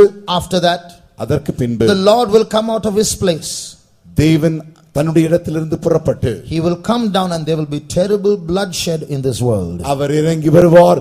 அப்பொழுது பயங்கரமான இரத்தம் சிந்துதல் உண்டாயிருக்கும். So you see, in that place where 20 crore human beings are waiting to fight and crores of other human beings with the Antichrist all together gathered in that valley, Jesus will come down and destroy all those armies, both the armies. பாருங்கள், ஒரு பக்கத்தில் கிழக்கித்திய ராஜாக்களும் 20 கோடி அந்த சேனையும் ஒரு பக்கத்திலும், மறுபக்கத்தில் அந்த கிறிஸ்துவனுடைய மற்ற சேனைகள் யாவும் சேர்ந்து இருக்க அந்த இடத்தில் கர்த்தர் தம்முடைய சேனையோடு கூட வந்து இந்த இரண்டு சேனைகளையும் கொன்று போடுவார். Read Revelation chapter 19 வெளிப்படுத்தின விசேஷம் 19ஆம் அதிகாரம் and verse 11, you will see this prophesied. இந்த தீர்க்க தரிசனத்தை 11ஆம் வசனத்தில் காணலாம். பின்பு பரலோகம் திறந்திருக்க கண்டேன், இதோ ஒரு வெள்ளை குதிரை காணப்பட்டது. அதன் மேல் ஏறி இருந்தவர் உண்மையும் சத்தியம் உள்ளவர் எனப்பட்டவர். அவர் நீதியாய் நியாயம் தீர்த்து யுத்தம் பண்ணுகிறார். So he is making war. He is coming down for war from heaven. வானத்திலிருந்து இறங்கி யுத்தத்திற்காக அவர் வருகிறார். Now read verse 13 in Tamil alone, please. தமிழில் மாத்திரம் 13ஆம் வசனத்தை வாசியுங்கள். இரத்தத்தில் தோய்க்கப்பட்ட வஸ்திரத்தை தரித்திருந்தார். That's why he is red dressed. ஆகையினால் தான் அவர் சிவந்த வஸ்திரம் தரித்தவராயிருக்கிறார். Now read the next verse. அடுத்த வசனத்தை வாசியுங்கள். பரலோகத்தில் உள்ள சேனைகள் வெண்மையும் சுத்தமான மெல்லிய வஸ்திரம் தரித்தவர்களாய் வெள்ளை குதிரைகளின் மேல் ஏறி அவருக்கு பின் சென்றார்கள். They came with him and they are in that army. You and the saints before, the Old Testament saints, the law period saints, the conscience period saints, the saints of the first century, all following him behind. அவர்கள் யாவரும் இந்த பரிசுத்தவான்களும் நீங்களும் முதலாம் நூற்றாண்டு பரிசுத்தவான்களும் மனசாட்சி காலத்து பரிசுத்தவான்களும் பழைய ஏற்பாட்டு பரிசுத்தவான்களும் இவர்கள் யாவரும் அவருக்கு பின் சென்றார்கள். Now read verse 15. இப்பொழுது 15ஆம் வசனத்தை வாசியுங்கள். புறஜாதிகளை வெட்டும்படிக்கு அவருடைய வாயிலிருந்து கூர்மையான பட்டயம் புறப்படுகிறது. இருப்புக்கோலால் அவர்களை அரசாளுவார். அவர் சர்வ வல்லமையுள்ள தேவனுடைய உக்கிர கோபமாக்கி மதுவுள்ள ஆலயம் மிதிக்கிறார். So what's written there? என்ன எழுதப்பட்டிருக்கிறது என்றால், he treadeth the winepress of the fierceness and wrath of the Almighty God. அவர் சர்வ வல்லமையுள்ள தேவனுடைய உக்கிர கோபமாகிய மதுவுள்ள ஆலையை மிதிக்கிறார். Crores and crores and crores of demon possessed people gather there to fight against each other, but when they see Jesus coming down, all of them join together to fight against Jesus. கோடிக்கணக்கான பிசாசினால் பிடிக்கப்பட்ட சேனைகள் தங்களோடு யுத்தம் செய்யும்படி அப்பொழுது வந்து கொண்டிருக்கிறதான நேரத்தில் இயேசுவின் சேனை பார்த்த மாத்திரத்தில் இவர்கள் யாவும் சேர்ந்து அந்த சேனைக்கு விரோதமாக யுத்தம் செய்கின்றன. The devils did not possess them by accident, just like that. அப்படி தற்காலிகமாக பிசாசு அவர்களை பிடித்து வைக்கவில்லை. They have sold themselves to Satan. அவர்கள் தங்களை பிசாசுக்கென்று விற்றார்கள். This world is selling itself to Satan. இந்த உலகமானது தன்னையே சாத்தானுக்கு விற்று கொண்டிருக்கிறது. Human beings do not want the true God, they want another God. மனுஷனுக்கு ஒரு உண்மையுள்ள சத்தியமுள்ள தேவன் தேவையில்லை, வேறொரு தேவன் தேவையாயிருக்கிறது. They do not want that Jesus who died for them, they want another God. அவர்களுக்காய் மரித்த இயேசு அவர்களுக்கு வேண்டாம், வேறொரு தேவன் வேண்டும் என்கிறார்கள். They do not want a God who wants to tell them what to do, they want a God who allows them to do what they like. என்ன செய்ய வேண்டும் என்று சொல்லுகிறதான தேவன் அவர்களுக்கு வேண்டாம், என்ன விருப்பமோ அதையெல்லாம் செய்ய அனுமதிக்கும் தேவனே அவர்களுக்கு வேண்டும். They will have that God. அந்த தேவன் அவர்களுக்கு உண்டு. And his angels will possess them. அவனுடைய தூதர்கள் அவர்களை பீடித்துக் கொள்வார்கள். And they will all turn against Christ. அவர்கள் யாவரும் கிறிஸ்துவுக்கு விரோதமாக எழும்புவார்கள். And then Christ will come. அப்பொழுது கிறிஸ்து வருவார். And we see that the wine press will be pressed, wine will flow out, means there will be terrible bloodshed. அங்கே நாம் வாசித்தோம், அந்த ஆலையை மிதிக்கிறதான அதனுடைய அர்த்தம் என்னவென்றால் அங்கே இரத்தம் அங்கே ஓட ஆரம்பிக்கும். In certain parts of Israel recently, in the recent few years, a group, a species of eagles have been rapidly multiplying. இப்பொழுது நீங்கள் பார்த்தால் எருசலேமின் ஒரு சில பகுதிகளிலே கழுகுகளானது மிக வேகமாக பரவி இனப்பெருக்கம் செய்கின்றன. A particular species of eagles. ஒரு குறிப்பிட்ட வகையான கழுகுகள். Now as we read on, நாம் இப்படி தொடர்ந்து வாசிக்க, read verse 17. 17ஆம் வசனத்தை வாசியுங்கள். பின்பு ஒரு தூதன் சூரியனில் இருக்க கண்டேன். அவன் வானத்தின் மத்தியில் பறக்கிற சகல பறவைகளையும் பார்த்து, நீங்கள் ராஜாக்களின் மாம்சத்தையும் சேனை தலைவர்களின் மாம்சத்தையும் பலவான்களின் மாம்சத்தையும் குதிரைகளின் மாம்சத்தையும் அவைகளின் மேல் ஏறி இருக்கிறவர்களின் மாம்சத்தையும் சியாதினர் அடிமைகள் சிறியோர் பெரியோர் இவர்களுடைய மாம்சத்தையும் பட்சிக்கும்படிக்கு மகா தேவன் கொடுக்கும் விருந்துக்கு கூடி வாருங்கள் என்று மிகுந்த சத்தத்தோடே கூப்பிட்டான். So you see whose flesh they are going to eat? The flesh of kings, captains, mighty men, horses. That means it's an army that's gathered there. நீங்கள் யாருடைய மாம்சத்தை அவர்கள் அங்கே சாப்பிடுகிறார்கள் பாருங்கள். ராஜாக்களின் மாம்சம், சேனை தலைவர்களின் மாம்சம், பலவான்களின் மாம்சம், குதிரைகளின் மாம்சம். So they are, and we see there's going to be a great destruction. Crores of people are going to die. இங்கே ஒரு பெரிய அழிவு நடக்க போகிறது. கோடிக்கணக்கான மனுஷர் மரிக்க போகிறார்கள். The angel is calling out to the fowls of the air, come and eat, here is a feast for you. இன்றைக்கு அன்றைக்கு தூதர்கள் வானத்தில் உள்ள பறவைகளை அழைத்து இங்கே வாருங்கள், மனுஷனுடைய மாம்சம் உங்களுக்கு உண்டு. Read verse 19. 19ஆம் வசனம். பின்பு மிருகமும் பூமியின் ராஜாக்களும் அவருடைய சேனைகளும் குதிரையின் மேல் ஏறி இருக்கிறவரோடும் அவருடைய சேனையோடும் யுத்தம் பண்ணும்படிக்கு கூடி வர கண்டேன். அப்பொழுது மிருகம் பிடிக்கப்பட்டது. மிருகத்தின் முன்பாக செய்த அற்புதங்களால் அதன் முத்திரையை தரித்தவர்களையும் அதன் சொரூபத்தை வணங்கினவர்களையும் மோசம் போக்கின கள்ள தீர்க்கதரிசியும் கூட பிடிக்கப்பட்டான். What's written here? என்ன எழுதப்பட்டிருக்கிறது என்றால், first two armies came to fight with each other. Now these two armies got together and are fighting against Jesus. முதலாவது இரண்டு விதமான சேனைகள் ஒன்றோடொன்று யுத்தம் செய்யும்படி வருகின்றன. இப்பொழுது இந்த இரண்டு சேனைகளும் ஒன்றாய் சேர்ந்து இயேசுவின் சேனையோடு யுத்தம் செய்கின்றன. The war does not last very long. இந்த யுத்தமானது அதிக காலம் நடக்க போகிறது How இல்லை. many days will this war last? எத்தனை நாட்கள் இந்த யுத்தம் நடைபெறும்? The first war lasted about 5 years.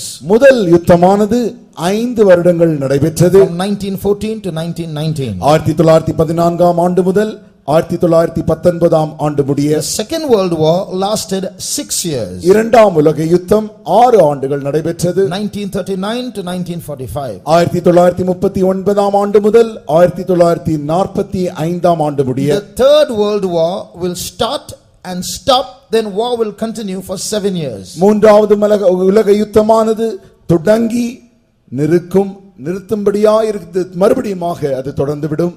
For 7 years. 7 ஆண்டுகள் அது தொடர்ந்து நடக்கும். That's the third world war. அது மூன்றாவது உலக யுத்தம். So first world war 5 years, second world war 6 years, third world war 7 years. முதலாவது உலக யுத்தம் 5 ஆண்டுகள், இரண்டாவது உலக யுத்தம் 6 ஆண்டுகள், மூன்றாவது உலக யுத்தம் 7 ஆண்டுகள். The fourth world war, நான்காவது உலக யுத்தம், that's what we are talking about. அதைத்தான் அப்பொழுது பேசிக் கொண்டிருக்கிறோம். The battle of battles. அது யுத்தங்களின் யுத்தமாய் The இருக்கிறது. war between God and Satan. தேவனுக்கும் சாத்தானுக்கும் மத்தியில் நடக்கிற யுத்தம். How many years? எத்தனை ஆண்டுகள்? 5, 6, 7 and 8. 5, 6, 7, 8 ஆண்டுகள். But that's not it. அது அல்ல. Read 2 Thessalonians chapter 2. இரண்டாம் தெசலோனிக்கேயர் 2ஆம் அதிகாரத்தில் And read verse 8. You see how long that battle will take place. எவ்வளவு காலம் அந்த யுத்தம் நடக்கிறது என்பதை 8ஆம் வசனத்தில் வாசிக்கிறோம். அந்த அக்கிரமக்காரன் வெளிப்படுவான். அவனை கர்த்தர் தம்முடைய வாயின் சுவாசத்தினாலே அழித்து தம்முடைய வருகையின் பிரசன்னத்தினாலே நாசம் பண்ணுவார். What's the meaning of this? இதனுடைய அர்த்தம் என்ன? God, the armies of Satan are all standing with their nuclear weapons and their chemical weapons and with fire and brimstone and smoke and all that. இப்பொழுது எல்லா சேனைகளும் அக்கினியும் கந்தகமும் புகையுள்ள அந்த வெப்பங்களோடு கூட அணுகுண்டுகளோடு கூட அவைகள் நின்று கொண்டிருக்கின்றன. 20 crore armies will all be pointing their guns to the skies as Jesus descends. இயேசு இறங்கும் பொழுது அவரை நோக்கி 20 கோடி இந்த சேனை அவரை நோக்கி சுடும்படி காத்துக் கொண்டிருக்கின்றன. All the missiles will be pointing to the sky. எல்லா ஏவுகணைகளுமே வானத்தையே நோக்கி குறிவைக்கின்றன. All the fighter planes will be going to the sky. எல்லா போராளி விமானங்களும் வானத்தில் வேகமாய் வானத்தை நோக்கி கொண்டிருக்கின்றன. Jesus has nothing in his hand, no atom bomb, no spear, no sword, nothing. இயேசுவின் கரத்தில் இப்பொழுது ஒன்றுமில்லை, எந்த அணுகுண்டும் இல்லை, எந்த ஈட்டியும் இல்லை, எந்த ஆயுதமும் இல்லை. When he comes down from the horse, he is coming like this. அவர் நேராக குதிரையின் மேல் வரும்பொழுது ஒன்றுமே இல்லாமல் வெறுங்கையோடு வருகிறார். What does this verse say? இந்த வசனம் என்ன சொல்கிறது? By the brightness of his coming. அவருடைய வருகையின் பிரசன்னத்தினால். அவருடைய வருகையின் பிரசன்னத்தினாலே. By the brightness of his coming. That means he is so white, he is so bright, he is so glorious that when he comes down, his glory will devour those crores and crores of people. He will kill them all. அவர் அவ்வளவு பரிசுத்தமானவர், அவ்வளவு மகிமையானவர், அவ்வளவு பிரசன்னம் அவருக்கு இருக்கிறபடினாலே அந்த பிரசன்னத்தின் மகிமையினாலே கோடிக்கணக்கான சேனைகள் யாவும் விழுங்கப்படும். With what atom bomb are you going to kill the army of Christ? எந்த அணுகுண்டை கொண்டு கிறிஸ்துவின் சேனையை கொலை செய்ய முடியும்? They are all resurrected people. அவர்கள் யாவும் உயிர்த்தெழுந்தவர்கள். They are army of resurrected saints. அவர்கள் யாவும் உயிர்த்தெழுந்த பரிசுத்த சேனைகள். By the grace of God, you and I are going to be in that resurrected army. நீங்களும் நானும் அந்த உயிர்த்தெழுந்த சேனையிலே கர்த்தருடைய கிருபையினால் இருக்க So போகிறோம். you will see hundreds of missiles flying at us. நம்மை நோக்கி நூற்றுக்கணக்கான ஏவுகணைகள் வந்து கொண்டிருக்கும். See hundreds of fighter planes all coming towards us, throwing their bombs and their missiles and their weapons. நூற்றுக்கணக்கான போராளி விமானங்கள் தங்களுடைய அணுகுண்டுகளை வீசி தங்களுடைய ஈட்டிகளை வீசி கொண்டிருக்கும். As we come down with Jesus ahead of us, we come on horseback with Jesus. இயேசு நமக்கு முன்பாக அவருக்கு பின்பாக நாம் வந்து கொண்டிருக்கிறோம். You will see missiles going right through us, going at the back and going off into the air and exploding. நீங்கள் நன்றாக பார்க்கலாம், அந்த ஏவுகணை உங்கள் மூலமாக வந்து அப்படியே உங்களுக்கு கூடாய் போய் உங்களுக்கு பின்பாக போய் அங்கே போய் வெடித்து விடும். Nothing is going to happen to you. ஒன்று நமக்கு நடக்காது. You are the resurrected saints. நீங்களே உயிர்த்தெழுந்த பரிசுத்தவான்கள். And as we come down, the war is over. நாம் இறங்கி வந்த மாத்திரத்தில் யுத்தம் நின்றுவிடும். First World War 5 years. முதலாம் உலக யுத்தம் 5 வருடம். Second World War 6 years. இரண்டாம் உலக யுத்தம் 6 வருடம். Third World War 7 years. மூன்றாவது உலக யுத்தம் 7 வருடம். Fourth World War few minutes. நான்காவது உலக யுத்தம் கொஞ்ச நிமிடங்கள் மாத்திரமே. God has called us to fight that battle. அந்த யுத்தத்தை செய்யும்படிக்கு தேவன் நம்மை அழைத்திருக்கிறார். Are we getting ready? நாம் ஆயத்தமாக இருக்கிறோமா? Yesterday we saw that one qualification we need to be part of that army is the spirit of faith. நேற்றைக்கு நாம் கண்டோம், அந்த சேனையில் இருக்குவதற்கு பல தகுதியில் ஒரு தகுதி என்னவென்றால் விசுவாசத்தின் ஆவி நமக்கு தேவை. Today we are going to see one more character that we need to be part of that army. அந்த சேனையில் இருக்கும்படிக்கு இன்றைக்கு நாம் இன்னொரு தகுதியும் காண போகிறோம். Read Psalm 37 verse 11. சங்கீதம் 37 11ஆம் வசனம். சாந்த குணமுள்ளவர்கள் பூமியை சுதந்தரித்து மிகுந்த சமாதானத்தினால் மனமகிழ்ச்சியாயிருப்பார்கள். The meek are going to inherit the earth. சாந்த குணமுள்ளவர்கள் பூமியை சுதந்தரிப்பார்கள். Jesus said the same thing in Matthew chapter 5 in the Sermon on the Mount. மத்தேயு எழுதின சுவிசேஷம் 5ஆம் அதிகாரத்தில் மலை பிரசங்கத்தில் இயேசுவும் இதையே சொல்லி இருக்கிறார். Blessed are the meek, for they shall inherit the earth. சாந்த குணமுள்ளவர்கள் பாக்கியவான்கள், அவர்கள் பூமியை சுதந்தரிப்பார்கள். So what does that mean? That army, one characteristic of that army that's coming with Jesus, they are the ones who are going to inherit the earth. The earth is going to belong to us, and our nature, one nature should be meekness. இந்த சேனை தான் இயேசுவோடு கூட வந்து பூமியை சுதந்தரிக்க போகிறது. இந்த சேனைக்குரிய தகுதி என்னவென்றால் சாந்த குணம். So when we come down, we are not going to fight and kill the army of the Antichrist and go back. We are going to be here for 1,000 years. நாம் இந்த சண்டைக்கு வரும் பொழுது நாம் ஏதோ கொன்று போடப்பட்டு போய்விட போகிறதில்லை. இங்கே தானே 1000 ஆண்டுகள் இருக்க போகிறோம். Today you may be living in a hut. இன்றைக்கு நீங்கள் ஒரு வேளை குடிசையில் வசிக்கலாம். Today you may be walking with a walking stick. இன்றைக்கு நீங்கள் கையிலே கைப்பிடியை வைத்து நடந்து கொண்டிருக்கலாம். But when you come back in that army, maybe you might be the chief minister of Tamil Nadu. ஒருவேளை நீங்கள் அந்த சேனையிலே சோடு கூட வரும் பொழுது நீங்கள் தான் தமிழ்நாட்டின் முதன் மந்திரியாக இருக்க போகிறீர்கள். We are going to be kings and priests, the Bible says, in that millennial reign. அந்த 1000 வருட சாட்சியிலே வேதம் சொல்லுகிறது நாம் ராஜாக்களும் ஆசாரியர்களுமாய் இருக்க போகிறோம். How many of you are foolish enough to believe this? எத்தனை பேர் இதை நம்புவதற்கு முட்டாளாய் இருக்கிறீர்கள்? Put up your hands. கரங்களை உயர்த்துங்கள். இப்படிப்பட்ட ஒரு கதையை நம்பக்கூடிய போதுமான பைத்தியம் உள்ளவர்கள் கரங்களை உயர்த்துங்கள். People who are so mad to believe such a kind of a foolish truth.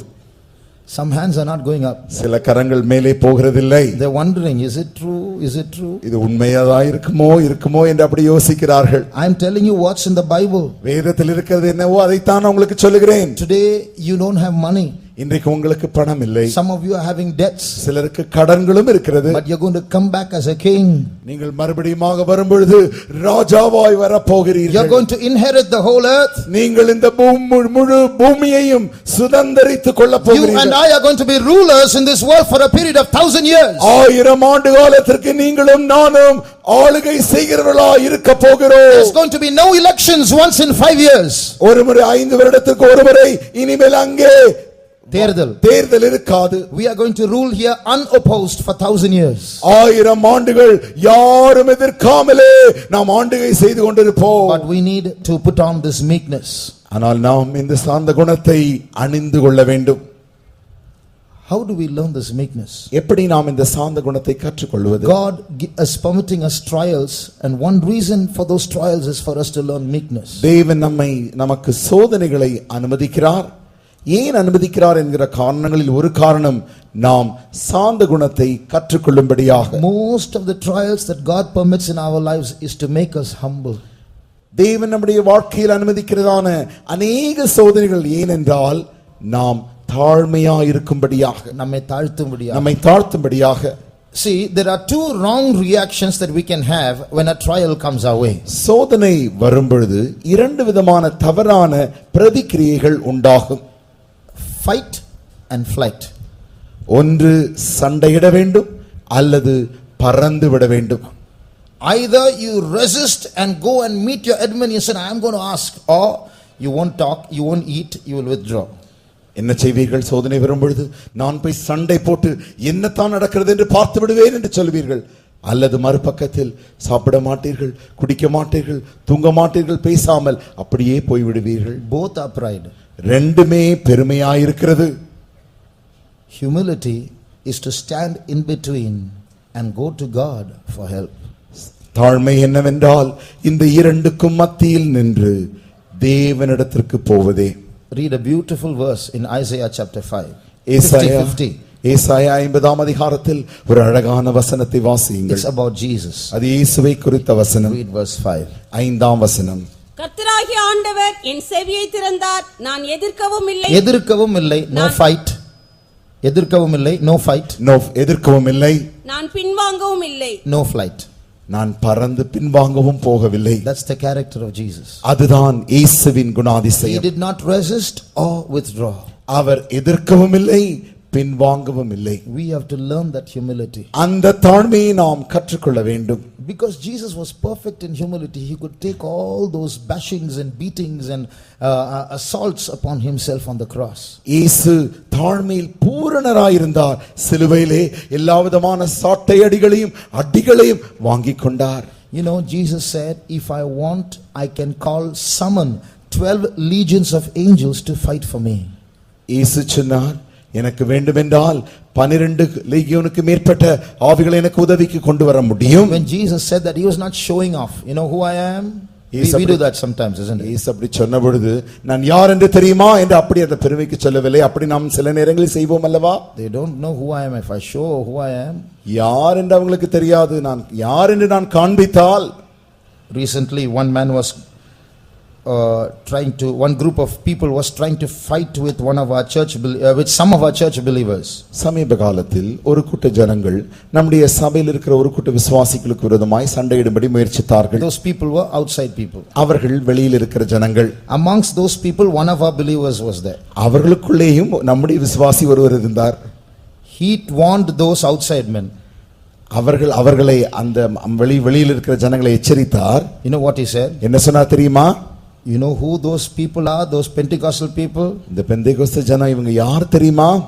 They were rowdies, gangsters, drunkards, and they've gone to jails and they've gone to courts and now they have changed and they've come back. Don't irritate them. You will see the old color once again. Be careful. இவர்கள் ஒரு காலத்திலே ரவுடிகளாகவும் குடிகாரர்களாகவும் நன்றாக சண்டையிடுகிறவர்களாகவும் ஜெயிலிலும் இருந்தவர்களாகவும் இப்படியெல்லாம் இருந்தவர்கள் அவர்களை திருந்தி இப்பொழுது இப்படி இருக்கிறார்கள். இப்பொழுது நீ மறுபடியுமாக போய் அவர்களோடு சண்டையிட்டால், அவர்களை தூண்டிவிட்டால், அவர்கள் மறுபடியும் பழைய நிலவரத்துக்கு வந்தால் என்ன ஆகுமோ தெரியாது. நம்ம சாட்சியை பாருங்க. Look at her testimony. So that's the state we are in now, ready to fight. அந்த நிலவரத்தில் தான் நாம் இன்றைக்கு இருக்கிறோம். சண்டை போட ஆயத்தமாக இருக்கிறோம். Recently 2 believers were fighting. Many years ago. சமீப காலத்தில் 2 விசுவாசிகள் சண்டை போட்டுக் கொண்டிருந்தார்கள். One believer shouted at the other believer. ஒரு விசுவாசி மற்றொரு விசுவாசியை பார்த்து நன்றாக சத்தம் போட்டார். The other believer, he is narrating the story. When that believer shouted at me, I got an anointing, I gave it back to him. மற்ற விசுவாசி சொன்னார், அந்த விசுவாசி என்ன பார்த்து சத்தம் போட்டு கத்தி கொண்டிருந்த பொழுது எனக்கு ஒரு அபிஷேகம் இறங்குச்சு, நன்றா போய் அடி அடிச்சிட்டு வந்துட்டேன். So that's the kind of Christians we are today. அப்படிப்பட்ட கிறிஸ்தவர்களாகத்தான் நாம் இன்றைக்கு இருக்கிறோம். That's not meekness. அது அல்ல சாந்த குணம். We must really humble ourselves before God. தேவனுக்கு முன்பாக நாம் உண்மையாகவே நம்மை தாழ்த்த வேண்டும். Lord, I don't have anybody. ஆண்டவரே எனக்கு யாரும் இல்லை. You are my help. ஆண்டவரே நீரே என் உதவி. I don't know how to talk back. ஆண்டவரே எப்படி திருப்பி பேசுவது எனக்கு தெரியாது. I need only you. ஆண்டவரே நீர் மாத்திரம் எனக்கு வேண்டும். There is a beautiful vision that a man saw. ஒரு மனிதன் கண்டதான ஒரு நல்ல ஒரு தரிசனம் உண்டு. He saw many visions, and part of that vision, அவர் அநேக தரிசனங்களை பார்த்தார். அதில் ஒரு பகுதி, it was a war between evil spirits and Christians. பொல்லாத ஆவிகளுக்கும் கிறிஸ்தவர்களுக்கும் மத்தியில் நடக்கிறதான ஒரு யுத்தத்தை பார்த்தார். In that dream he was also there. அந்த சொப்பனத்தில் அவரும் அங்கே இருந்தார். So many vultures, evil spirits were coming at the Christians who were standing on a mountain and fighting against those vultures. அநேக கழுகுகள் வந்து இந்த பொல்லாத ஆவிகள் கிறிஸ்தவர்களுக்கு விரோதமாக போராடி கொண்டிருந்தன. இந்த கிறிஸ்தவர்களும் அவர்களுக்கு விரோதமாய் போராடி கொண்டிருக்கிறார்கள். They were standing on a mountainside. மலையின் பக்கத்தில் அவர்கள் நின்று மலை மேல் நின்று அவர்கள் போராடி They கொண்டிருக்கிறார்கள். were shooting arrows at those vultures. All those vultures were falling. அந்த கழுகுகளுக்கு நேராக அவர்கள் அம்புகளை எய்து எய்து எய்து அந்த அழுகுகள் எல்லாம் விழுந்து விழுந்து போய் கொண்டிருக்கின்றன. So the Christians were getting very happy. We are on the winning side. See how those vultures are falling. இப்பொழுது கிறிஸ்தவர்களுக்கு மிக சந்தோஷம் வந்து விட்டது. பார் எப்படி இந்த கழுகுகள் எல்லாம் விழுந்து கொண்டே இருக்கிறது. After some time those vultures went away. கொஞ்ச நேரங்களுக்கு பின்பு எல்லா கழுகுகளும் போய்விட்டது. Then one angel came to this man. இப்பொழுது ஒரு தூதன் இந்த மனிதனிடத்தில் வந்து and said, "Can you see far away?" தூரத்தில் உன்னால் பார்க்க முடிகிறதா? He was straining his eyes. He couldn't see. அவரால் பார்க்க முடியவில்லை என்றாலும் கண்ணை அழுத்தி திருத்தி அங்கே பார்க்கிறார். You know why? ஏன் தெரியுமா? After that war was over, his sword, his garments, his body, his face were all glittering and glowing with glory, and that glory was hiding what was yonder. இந்த சோதனைக்கு இந்த யுத்தத்திற்கு பின்பாக எல்லா மகிமையும் ஒளியும் இவரை சூழ்ந்து கொண்டிருக்க இதனாலே அது என்ன நடக்கிறது என்று அந்த தூரத்தில் அவரால் பார்க்க முடியவில்லை. So he told the angel, "See, my sword is glittering, my garments are glittering, my face is glittering, and I'm not, this glory is hiding me. What is yonder?" இப்பொழுது இந்த மனிதர் சொன்னார், என்னுடைய வஸ்திரம் இப்பொழுது பயங்கரமாக பளிங்கு போல ஜொலித்துக் கொண்டிருக்கிறது, மகிமையால் ஜொலித்துக் கொண்டிருக்கிறது, என் ஆயுதங்களும் மகிமையாலும் ஒளியாலும் ஜொலித்துக் கொண்டிருக்கிறபடினால் தூரத்தில் என்ன நடக்கிறது என்று என்னால் பார்க்கவே முடியவில்லை. Then the angel said, "Oh, is that? Wait, I'll come." அப்படியா? உடனடியாக தூதன் சொன்னான், இல்லை பொறுமையாயிரு, நான் வருகிறேன். The angel went and came back with a garment. இப்பொழுது தூதன் போய் ஒரு வஸ்திரத்தை எடுத்து வருகிறான். It was a rough brownish garment. அது ஒரு காப்பி நிற வஸ்திரமாக, கடின வஸ்திரமாக இருந்தது. And it's a dress that nobody will want to wear. It was so simple, too simple. அது மிக மிக அவ்வளவு ஒரு எளிமையான வஸ்திரமாக இருந்தது. அதை யாரும் வஸ்திரமாக தரித்துக் கொள்ள விரும்பவே கூடாத வஸ்திரமாக இருந்தது. So the angel said, "Put this." இதை நீ அணிந்து கொள் என்று இப்பொழுது தூதன் சொன்னார். I must wear this, is it? நான் இதை போய் போட்டுக்கணுமா என்ன? You wear this. நீ கண்டிப்பாக போட்டுக்கொள்ள வேண்டும். Unwillingly he put on that garment. இப்பொழுது இந்த மனிதர் விருப்பமில்லாமல் அந்த வஸ்திரத்தை அணிந்து கொண்டார். And then the angels, when he put on that garment, அந்த வஸ்திரத்தை அவர் அணிந்து கொண்டபோது all that glory went off. அவருக்கு இருந்த எல்லா மகிமையும் போய்விட்டது. கிருபையில்ல மகிமை. That is right. All the glory went off. எல்லா மகிமையும் போய்விட்டது. And then the angel said, "Now look there." இப்பொழுது நீ அந்த தூரத்தில் பார். And when he looked there, இப்பொழுது அவர் பார்த்த பொழுது thousands and thousands of demons in that valley below. அந்த பள்ளத்தாக்கு கீழே ஆயிரக்கணக்கான பொல்லாத ஆவிகள் இருந்தன. My God, look at those demons. I never noticed them before. தெய்வமே, இவ்வளவு பொல்லாத ஆவிகளா? நான் இதை முன்பே பார்க்கவே இல்லையே. Angel, what are those demons? தூதனே, அந்த ஆவிகள் என்ன? Those are the demons of pride. அந்த ஆவிகள் தான் பெருமையின் ஆவிகள். Is it? Then what is this dress?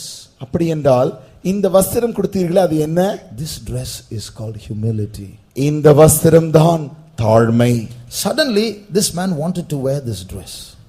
திடீரென்று இந்த மனிதனுக்கு இந்த வஸ்திரம் போட்டுக்கொள்ள வேண்டும் என்று ஆசை. It doesn't look nice. அது பார்ப்பதற்கு நன்றாகவே இல்லை. Nobody will look at him twice with this dress. இப்படிப்பட்ட வஸ்திரத்தை போட்ட பொழுது யாரும் இவரை இரண்டாவது முறை திரும்பி கூட பார்க்க மாட்டார்கள். But when he started walking down the mountain, இப்பொழுது அவர் மலையிலிருந்து இறங்கி நடந்து வர there were many fallen Christians all wounded on the floor, on the plain. அந்த சமபூமியிலே விழுந்து போனதான் அநேக கிறிஸ்தவர்கள் அடிபட்டு காயப்பட்டு விழுந்து கிடக்கிறவர்களை கண்டார். Angels were ministering to them, dressing their wounds. அங்கே தூதர்கள் வந்து அவருடைய காயங்களை எல்லாம் கட்டி கொண்டிருக்கிறார்கள். And this man was walking past them. அவர்களுக்கு மத்தியினூடாய் இந்த மனிதன் நடந்து போகிறார். As he walked past one angel looked at him like this. அப்படி நடந்து போன பொழுது ஒரு தூதன் உடனடியாக இவரை திரும்பி பார்த்தார். When the angel saw that man, the angel immediately went down on one knee. அந்த தூதன் இவரை திரும்பி பார்த்த மாத்திரத்தில் உடனடியாக ஒரு முழங்காலில் அந்த தூதன் நின்று கொண்டார். As though bowing in honor. அவரை கனப்படுத்துவதற்காக அப்படி அந்த தூதன் செய்தார். This man, what is this angel doing, this new thing? Angels haven't done this before. இந்த மனிதர் பார்த்தார், என்ன இது ஒரு புதுசா இருக்குது, இந்த மாதிரி யாருமே செய்ததில்லையே, தூதர்கள் இப்படி செய்ததில்லையே. So he went past, another body was there, an angel was cleaning that body. The angel saw this man, again that angel bowed before him. இப்படி கொஞ்ச தூரம் நடந்து போன பொழுது இன்னொரு காயப்பட்ட கிறிஸ்தவனை ஒரு தூதன் அங்கே அவருக்கு காயம் கட்டி கொண்டிருந்தார். அவருடைய மத்தியில் இவர் போன பொழுது இவரை அந்த தூதன் பார்த்து அவரும் வணங்கி பணிந்து கொண்டார். Now this man asked, why are you doing this? இப்படி இந்த மனிதர் கேட்டார், ஏன் நீங்கள் இப்படி செய்கிறீர்கள்? Till now I saw so many angels, they didn't do it. Why are you doing this now? இதுவரைக்கும் அநேக தூதர்களை நான் பார்த்தேன், யாருமே எனக்கு செய்யவில்லை, நீங்கள் மாத்திரமே இப்படி வணங்கி செய்கிறீர்கள். The angel said, it's your dress. அந்த தூதர்கள் சொன்னார்கள், அது ஏனென்றால் உன்னுடைய வஸ்திரத்தினாலே. This dress, இந்த வஸ்திரத்துக்கா, this brown simple dress which I didn't like, this dress, because of this you are bowing to me. இந்த காப்பி கலர் இந்த எளிமையான இந்த வஸ்திரத்திற்கா என்னை வணங்குகிறீர்கள்? Yes, this dress. ஆம், இந்த வஸ்திரத்திற்காகவே. Why? ஏன்? What's so big about this dress? இந்த வஸ்திரத்தை குறித்த மேன்மை என்ன? Those who wear this dress are the greatest in the kingdom of God. யாரெல்லாம் இந்த வஸ்திரம் தரிக்கிறார்களோ இவர்கள் யாவரும் தேவனுடைய ராஜ்யத்தில் பெரியவர்களாய் இருப்பார்கள். Does not the Bible say, he that humbleth himself as a little child, he will be greatest in the kingdom of God? வேதம் சொல்லவில்லையா, எவன் தன்னை தான் சிறு பிள்ளை போல தாழ்த்துகிறானோ அவன் தேவனுடைய ராஜ்யத்தில் பெரியவனாய் இருப்பான். And the angel continued to say, not only are you greatest in the kingdom of God, if you wear this dress, whole security of heaven will be for you. அந்த தூதன் சொன்னான், நீ இந்த சிறிய வஸ்திரம் தரித்தபடினாலே தேவனுடைய ராஜ்யத்தில் பெரியவனாக இருக்கிறது மாத்திரமல்ல, பரலோகத்தில் உள்ள முழு தூதர்களும் இந்த வஸ்திரம் நீ தரித்தபடினாலே உனக்கு அவர்கள் பாதுகாவலாய் இருப்பார்கள். முழு பரலோகத்துடைய பாதுகாப்பு உனக்காக இருக்கும். The entire security of heaven will be with you. You know why? ஏன் தெரியுமா? Because the people who wear this dress will not fight for themselves. இந்த வஸ்திரம் தரிக்கிறதான ஜனங்கள் ஒரு காலம் அவர்கள் தங்களுக்காக சண்டையிட மாட்டார்கள். It's the garment of humility. அது தாழ்மையின் வஸ்திரம். They don't know how to fight, they only know how to close their eyes and pray. எப்படி சண்டை போட வேண்டும் அவர்களுக்கு தெரியாது, கண்ணை மூடி ஜெபிக்க மாத்திரமே அவர்களுக்கு தெரியும். Shall we close our eyes? நாம் நம்முடைய கண்களை மூடுவோமா? Do you want that dress? அந்த வஸ்திரம் உங்களுக்கு வேண்டுமா? You will get the full security of heaven. பரலோகத்தின் முழு பாதுகாப்பும் உங்களுக்கு கிடைக்கும். When you wear that dress and come back with the army of Jesus Christ. நீங்கள் அந்த வஸ்திரம் தரித்து இயேசுவின் சேனையில் திரும்பி வரும் பொழுது you won't have to fight. நீங்கள் சண்டை போட வேண்டிய அவசியம் இல்லை. Jesus single-handed will look after all those armies and get rid of them. இயேசு தனிமையாக மற்ற எதிர்க்கிற எல்லா சேனைகளையும் அழித்து நம்மை விட்டு அழித்து போடுவார். As I listen to the word of God, நான் இந்த தேவனுடைய வசனத்தை கேட்கும் பொழுதுதான் I want to tell you, I'm not preaching to you, I'm preaching to us. நான் ஒன்று சொல்லட்டும், நான் உங்களுக்கு பிரசங்கிக்கிறது மாத்திரமல்ல, நான் எனக்கும் பிரசங்கித்துக் கொண்டிருக்கிறேன். I want that garment of humility. எனக்கு அந்த தாழ்மையின் வஸ்திரம் வேண்டும். I want to be part of that army that comes with Jesus Christ. இயேசு கிறிஸ்துவோடு கூட வருகிற அந்த சேனையில் நானும் ஒரு பங்காய் இருக்க வேண்டும். I want to be with those white clad saints. அந்த வெண்வஸ்திரம் தரித்த பரிசுத்தவான்களோடு நானும் இருக்க வேண்டும். How many want that garment of meekness and humility? எத்தனை பேருக்கு அந்த தாழ்மை சாந்த குணத்தின் வஸ்திரம் வேண்டும்? Maybe someone has taken away your land. ஒருவேளை யாரோ ஒரு உங்களுடைய நிலத்தை எடுத்திருக்கலாம். Maybe someone has taken away your property. யாரோ ஒரு உங்களுடைய சொத்துக்களையும் எடுத்திருக்கலாம். And you want to go to court and fight for it and grab it back. நீதிமன்றத்திற்கு போய் சண்டையிட்டு அந்த நிலத்தை திரும்ப வேண்டும் என்று நீங்கள் கேட்கிறீர்கள். Don't do that. அதை செய்ய வேண்டாம். You humble yourself. உங்களை நீங்கள் தாழ்த்துங்கள். You humble yourself and go to Jesus. உங்களை நீங்கள் தாழ்த்தி இயேசுவினிடத்திற்கு செல்லுங்கள். Tell him your problem. உங்களுடைய பிரச்சனையை அவரிடத்தில் சொல்லுங்கள். If he gives it back, let him give it back to you. அவர் அவர் உங்களுக்கு திரும்பி தந்தால் அவர் திரும்பி தரட்டும். If it goes away, let it go away. அப்படியே அது போய்விட்டால் போய்விடட்டும். One thing is sure, you're going to come back very soon. You're going to get the whole earth for your inheritance. ஒரு காரியம் நிச்சயமாயிருக்கிறது, நீங்கள் திரும்ப வந்து முழு பூமியையும் சுதந்தரித்துக் கொள்ள போகிறீர்கள். You want to be a king in this earth, or you just want that 1 acre of land for your own? இந்த பூமிக்கு நீங்கள் ராஜாவாக இருக்க விரும்புகிறீர்களா, அல்லது விட்டு போய் எடுத்துக்கொண்டு போனானே அந்த 1 ஏக்கர் லேண்ட் நிலம் வேண்டுமா? Is this true or is this a lie? இது பொய்யா அல்லது நிஜமா? Are we preaching stories or are we preaching a fact? நாங்கள் கட்டுக்கதைகளை பிரசங்கிக்கிறோமா அல்லது சத்தியத்தை பிரசங்கிக்கிறோமா? Brother, sister, where is your vision? சகோதரனே சகோதரியே, உன்னுடைய தரிசனம் எங்கே?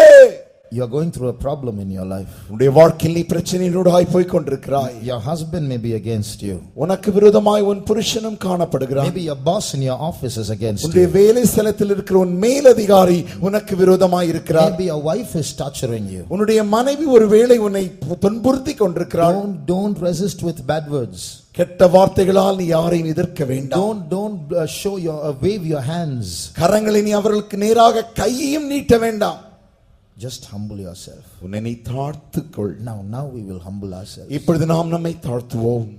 Let's go to Jesus. நாம் இயேசுவண்டை செல்வோம். He is our captain. அவரே நம்முடைய தலைவனாய் இருக்கிறார். He is teaching us another method of fighting.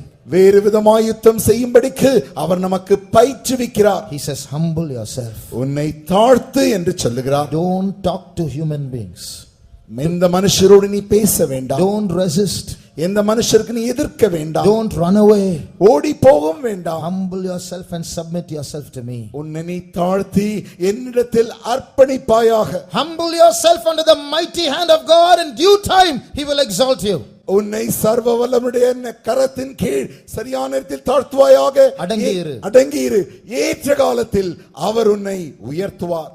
Dear child of God, அருமையான தேவனுடைய பிள்ளையே, humble yourself. உன்னை நீ தாழ்த்துவாயாக. In your battle, humble yourself. உன்னுடைய யுத்தத்தின் மத்தியில் நீ உன்னை தாழ்த்துவாயாக. That someone is resisting you, you humble yourself. உன்னை யாரோ எதிர்த்து கொண்டிருக்கிறார்களே, அந்த மத்தியில் நீ உன்னை தாழ்த்துவாயாக. You are going through that path of injustice, humble yourself. அநியாயத்தின் பாதையில் நீ போய் கொண்டிருக்கிறாயே, அங்கே உன்னை தாழ்த்துவாயாக. Your flesh is urging you to answer back, don't answer back, humble yourself. உன்னுடைய மாம்சமானது சண்டையிடும்படிக்கு உன்னை தூண்டுகிறது, நீ உன்னை தாழ்த்துவாயாக. Don't look for human help, humble yourself. மனுஷருடைய துணையோ உதவிக்காய் நீ நாட வேண்டாம், உன்னை நீ தாழ்த்துவாயாக. Let your spirit bow down before your maker. உன்னுடைய ஆவி உன்னை சிருஷ்டித்த சிருஷ்டிகருக்கு முன்பாக தாழ விழுந்து வணங்குவதாக. Today be clothed with that garment of meekness. இன்றைக்கு சாந்த குணமுள்ள அந்த வஸ்திரத்தினாலே அனுபவிப்போமாக. As you humble yourself this night, இந்த ராத்திரி நீ உன்னை தாழ்த்த the whole security of heaven will be with you. பரலோகத்தின் முழு பாதுகாவலும் உன்னோடு கூட இருக்கும். No human enemy, no demonic enemy will touch one hair on your head. எந்த விதமான மனுஷ சத்துருவோ, எந்த விதமான பிசாசின் சத்துருவோ உன் தலையின் ஒரு முடியை கூட தொட முடியாது. Humble yourself now. இப்பொழுது உன்னை தாழ்த்துவாயாக. Humble yourself now. இப்பொழுது உன்னை தாழ்த்துவாயாக. Let your spirit come down and humble itself before its maker. உன்னுடைய ஆவி இப்பொழுது தாழை இறங்கி தன்னை உண்டாக்கினவருக்கு முன்பாக தன்னை தான் தாழ்த்தட்டும். That spirit was bloating itself like a balloon to show who it is. அந்த ஆவி ஒரு பலூனை போல ஊதி ஊதி யார் தன்னை என்று காட்டிக் கொண்டிருக்கிறது. Let that balloon become small again. இப்பொழுது மறுபடியுமாக அந்த காற்றுள்ள பெரிய பலூன் சிறிதாய் வரட்டும். Lord, I humble myself. கர்த்தாவே, என்னை நான் தாழ்த்துகிறேன். Lord, I humble myself. ஆண்டவரே, நான் என்னை தாழ்த்துகிறேன். Lord, I humble myself. கர்த்தாவே, நான் என்னை தாழ்த்துகிறேன். Brother, sister, say it. Lord, I humble myself. சகோதரனே, சகோதரியே, வாயை திறந்து சொல்லுவாயாக, ஆண்டவரே, நான் என்னை தாழ்த்துகிறேன். You may have 100 reasons to fight, but say, Lord, I humble myself. சண்டை போடுவதற்கு உனக்கு 100 காரணங்கள் இருக்கலாம், என்றாலும் கர்த்தாவே, நான் என்னை தாழ்த்துகிறேன் என்று சொல்லுவாயாக. You will fight and fight and fight, you will never win.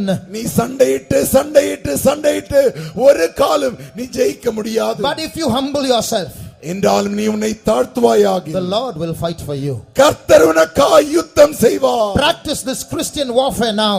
இப்பொழுதே இந்த கிறிஸ்துவ யுத்த களத்தை நீ பயிற்சி கொள்ளுவாயாக. Humble yourself before Jesus. இயேசுவுக்கு முன்பாக உன்னை நீ தாழ்த்துவாயாக. Jesus humbled himself. இயேசு தன்னை தானே தாழ்த்தினார். He opened not his mouth. அவர் தன்னுடைய வாயை திறக்கவில்லை. They slapped him. அவரை அறைந்தார்கள். They crucified him. அவரை சிலுவையில் They அறைந்தார்கள். planted a crown of thorns on him. அவருடைய அவர் மேல் முள்ளுள்ள கிரீடத்தை வைத்து அடித்தார்கள். They mocked at him. அவரை கேலி But செய்தார்கள். he humbled himself. என்றாலும் அவர் தன்னை தாழ்த்தினார். They challenged him and said, "Come down from the cross." அவரை பார்த்து சவால் விட்டார்கள், சிலுவையில் இருந்து இறங்கி வா.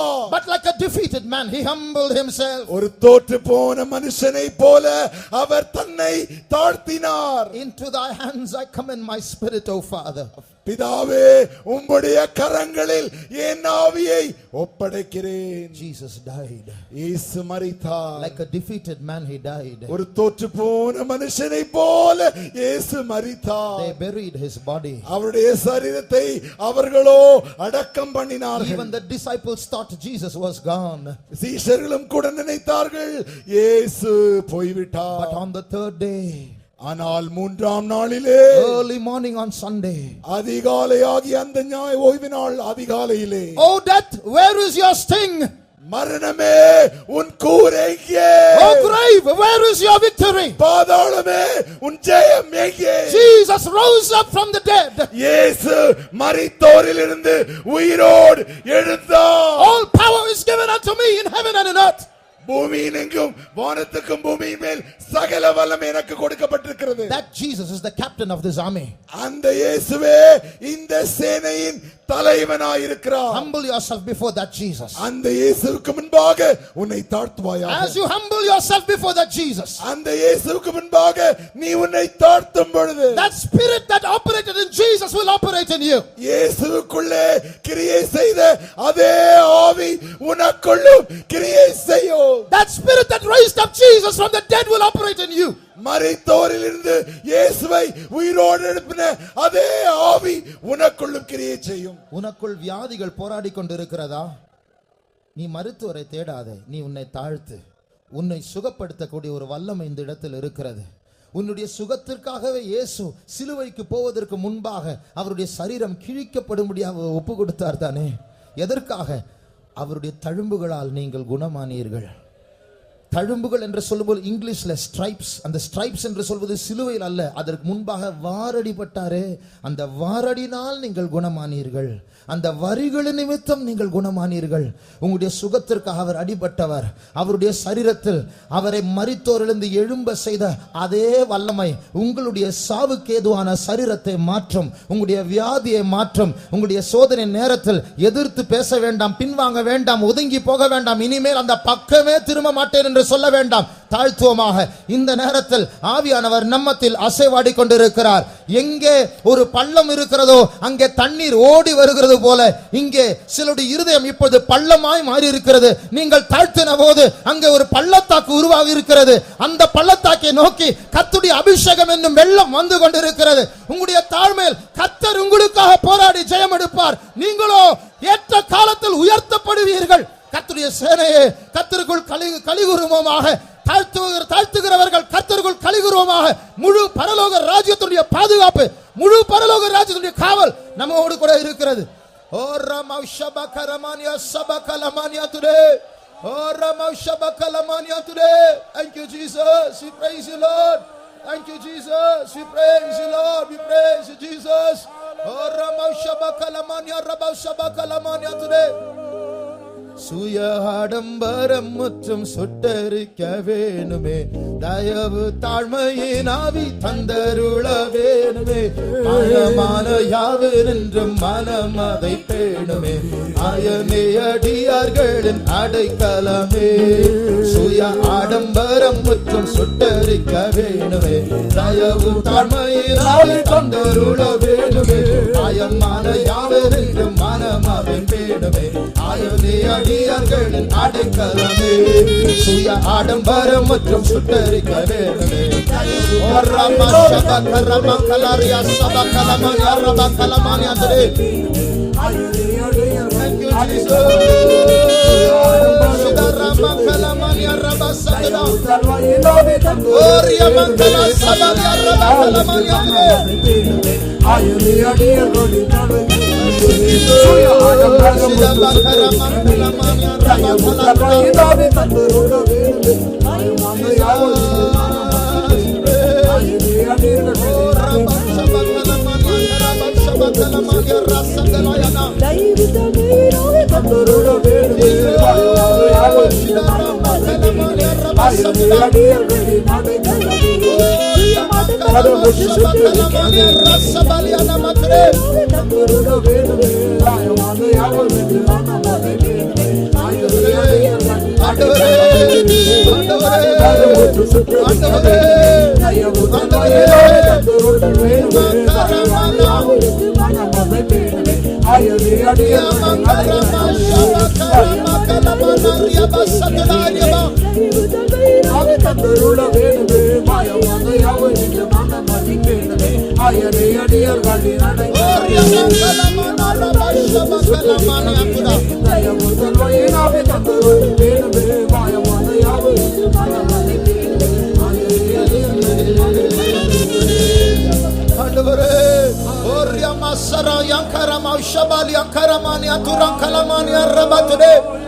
Thank you, Lord. Thank you, Jesus. We praise you, we praise you, we praise you, we praise you, we praise you, Lord.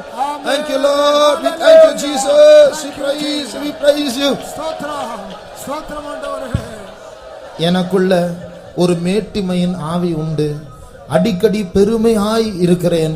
எனக்கு அதிலிருந்து விடுதலை கிடைக்க வேண்டும். என்னால் முயற்சி செய்தும் எனக்கு விடுதலை இல்லை என்று உணர்கிறவர்கள் தயவு செய்து எழும்பி நின்று முன்னாடி வாருங்கள்.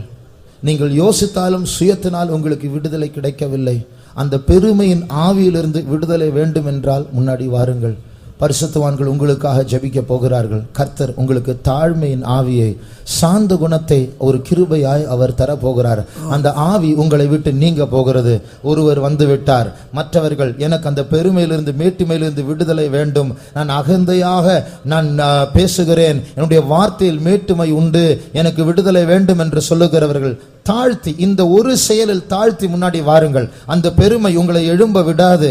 உட்காரு, உன் மானம் போய்விடும் என்று அது சொல்லும். வேண்டாம், மானம் போனாலும் பரவாயில்லை. தாழ்த்தும் போது கர்த்தர் அந்த ஆவியை அகற்றுவார். கர்த்தர் விடுதலையை தருவார். தாழ்மையோடு கர்த்தருடைய சமூகத்தை தேடி வருவோமாக. மற்றவர்கள் அங்கே இருந்து நாம் ஒத்துக்கொள்வோமாக. எனக்கு பெருமை உண்டு என்று அறிக்கை செய்கிறவர்கள் வலது கரத்தை உயர்த்தி அதை காட்டுங்கள். பெருமை இல்லாதவர்கள் யாருமே கிடையாது. இதுதான் உண்மை. நமக்கு எல்லாருக்கும் பெருமை உண்டு. ஆனால் நமக்காக கிரியை செய்கிறவர், நம்மை ரட்சித்தவர், அவர் தாழ்மையின் பூரணராய் இருக்கிறார். அவர் மேலே போய் வேறு ஒரு தேற்றவாளனை அனுப்புவேன் என்று சொன்னாரே, அவரும் மிகுந்த தாழ்வை உள்ளவர். யோசித்து பாருங்கள், அந்த பரிசுத்த ஆவியானவருக்கு குடியிருக்க வேற நல்ல வீடு கிடைக்கவில்லையா? அவர் போய் நம்முடைய பொல்லாத உள்ளத்திலா தங்க வேண்டும்? அருவருப்பான பாவத்தை வெறுக்கிற பரிசுத்த ஆவியானவர் இங்கேயா வர வேண்டும்? அவர் எவ்வளவாய் தாழ்முள்ளவர். நம்முடைய குப்பையான அருவருப்பான இந்த இருதயத்தை அவர் தேர்ந்தெடுத்து அங்கே தங்கும்படி அவர் வந்திருக்கிறாரே. இன்றைக்கு நாம் அந்த தாழ்மைக்காக ஜெபிக்க போகிறோம். ஒரு நிமிடம் நாம் ஜெபிப்போமா? கர்த்தாவே, எங்களுக்குள் இருக்கிற அந்த மேட்டிமையை நீர் மாற்றி போடும். உம்முடைய சாயல் எங்களுக்கு வேண்டும். உம்முடைய தாழ்மை எங்களுக்கு வேண்டும். உம்முடைய அந்த சாந்த குணம் எங்களுக்கு வேண்டும். நான் உம்முடைய சேனையாய் மாற வேண்டும். உம்மோடு கூட அர்மகதோன் யுத்தத்தில் நானும் பங்கெடுக்க வேண்டும். ஆண்டவரே, ஒரு நிமிடம் நம்முடைய சத்தத்தை உயர்த்தி அந்த தாழ்மையின் பூரணாய் இருக்கிறதான அந்த இயேசுவிடத்தில் ஜெபிப்போமாக. ஆமென்.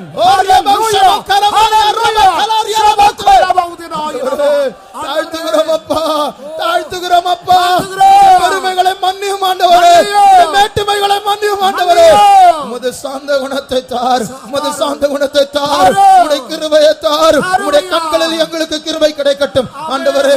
தாழ்மையோடு இங்கே வந்து முழங்கால் படிட்டு இருக்கிறவரை நீர் பொறுப்பெடுக்க வேண்டும். இங்கே வந்து நிற்கிறவர்களை நீர் பொறுப்பெடுக்க வேண்டும். உம்முடைய நாமத்தில் அவர்களை ஆசீர்வதிக்கிறோம். அவர்களை கட்டி வைத்திருக்கிற அந்த பெருமையின் ஆவியை இயேசுவின் பரிசுத்த நாமத்தில், தாழ்மையின் பூரணராய் இருக்கிற இயேசுவின் பரிசுத்த நாமத்தில் கட்டுகிறோம். கட்டுறோம். இயேசுவின் பரிசுத்த நாமத்தில் இயேசுவின் பரிசுத்த நாமத்தில் இந்த ஆவியை கட்டுகிறோம். ஆவியை கட்டுறோம். பெருமை ஆவி நீங்கட்டும். பெருமை ஆவி நீங்கட்டும். ஓரியா சமகலமானியா ரஷபகலமானியா today. Thank you Jesus. இப்பொழுது கர்த்தர் ஒரு அபிஷேகத்தை தந்து கொண்டிருக்கிறார். அந்த அபிஷேகம் நம்மை தாழ்த்த உதவி செய்கிற அபிஷேகம். வெட்கப்பட வேண்டிய சூழ்நிலைகள் வந்தாலும், நிந்தைகள் வந்தாலும், அவமானங்கள் வந்தாலும், ஆமென் கர்த்தாவே உம்முடைய சித்தத்தின்படி ஆக கடவுதென்று தைரியமாய் சொல்லக்கூடிய ஒரு தாழ்மையின் அபிஷேகத்தை கர்த்தர் தந்து கொண்டிருக்கிறார். பெற்றுக்கொள்வோமா? ஹalleluya. ஓரியா மசபகலமானியா ரஷபகலமானியா சுய ஆடம்பரம் மற்றும் சுட்டரிக்க வேண்டுமே, தயவு தாழ்மையின் ஆவி தந்தருள வேண்டுமே, மாயமான யாவென்று மனமாவை வேண்டுமே. ஒரு அபிஷேகம் வந்து கொண்டிருக்கிறது.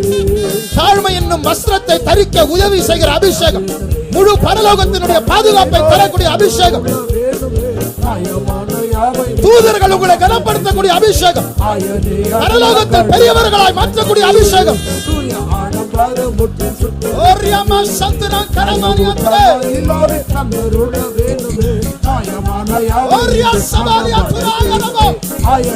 தேவ சேனையே, இயேசுவின் சேனையே, தாழ்த்துவோமாக. அந்தி கிறிஸ்துவின் சேனைகளை முறியடிக்க போகிறவர்களே, கர்த்தருக்குள் கலிகூறுவோமாக. சுய ஆடம்பரம் மட்டும் சுட்டரிக்க தயவு தன்மையினாலே தந்தருள வேண்டுமே, நியாயமான யாவை என்று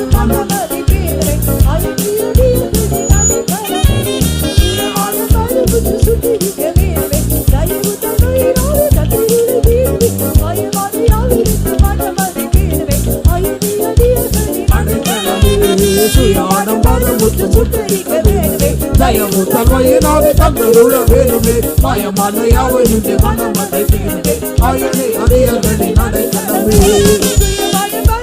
சுத்தரிக்க வேண்டுமே, தந்தருள வேண்டுமே, ஆயனை அடியல்களை நடைக்கலமே. சுத்தரிக்க வேண்டுமே, தந்தருள வேண்டுமே, மாயமான யாவை என்று மனமதை தீர்ந்தே ஆயனை அடியல்களை நடைக்கலமே. தயவு தந்தையினாலே தந்தருள வேண்டுமே, மாயமான யாவை என்று மனமதை தீர்ந்தே ஆயனை அடியல்களை நடைக்கலமே. சுய ஆடம்பரம் மட்டும் சுட்டரிக்க ஹalleluya ஹalleluya ஹalleluya ஹalleluya ஷபலப கதுலபல கதுலப ஷபலபல கதுலபல கதுலப தயவு தந்தையினாலே தந்தருள வேண்டுமே,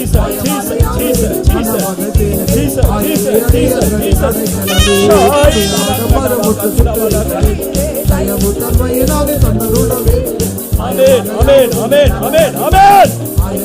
ஜீசஸ் ஓலபல ஷபல கதுலபல ஷபலப கதுலபல Hallelujah, hallelujah, hallelujah, hallelujah, hallelujah. Shabala bakadune bilakadina bakadabam dina bakadina ida bakadabam sanakadina. Sidina ida bakadina ramana shagada bakadana bakadina sabakala bakadina ida. Ori bikala bakala baushala bakadina ida. Shabala balakaduni bilakadina ba shibini bilakadina bamtina ida bakadina ida bakadina shala. Hallelujah, hallelujah, hallelujah, hallelujah. Hallelujah, hallelujah, hallelujah, hallelujah. Jesus, shabalaba kaduni binakada balakadina ba shana banakadina. Shabalaba kaduni binakadina ida bakada ba shana banakadina ida bakada bakadina. சுய ஆடம்பரமுற்றும் சுட்டரிக்க வேண்டுமே, தயவு தாழ்மையினாலே தந்தருள வேண்டுமே, மாயமான யாவை என்றும் மனமதை வேண்டுமே, ஆயனே அடியோர்களை அடைக்கலமே. சுய ஆடம்பரம் மட்டும் சுட்டரிக்க வேண்டுமே, தயவு தாழ்மையினாலே தந்தருள வேண்டுமே, யாவை என்று மனமதை வேண்டுமே, ஆயனே அடியோர்களை அடைக்கலமே. சுய ஆடம்பரம் மட்டும் சுட்டரிக்க வேண்டுமே, தயவு தாழ்மையினாலே தந்தருள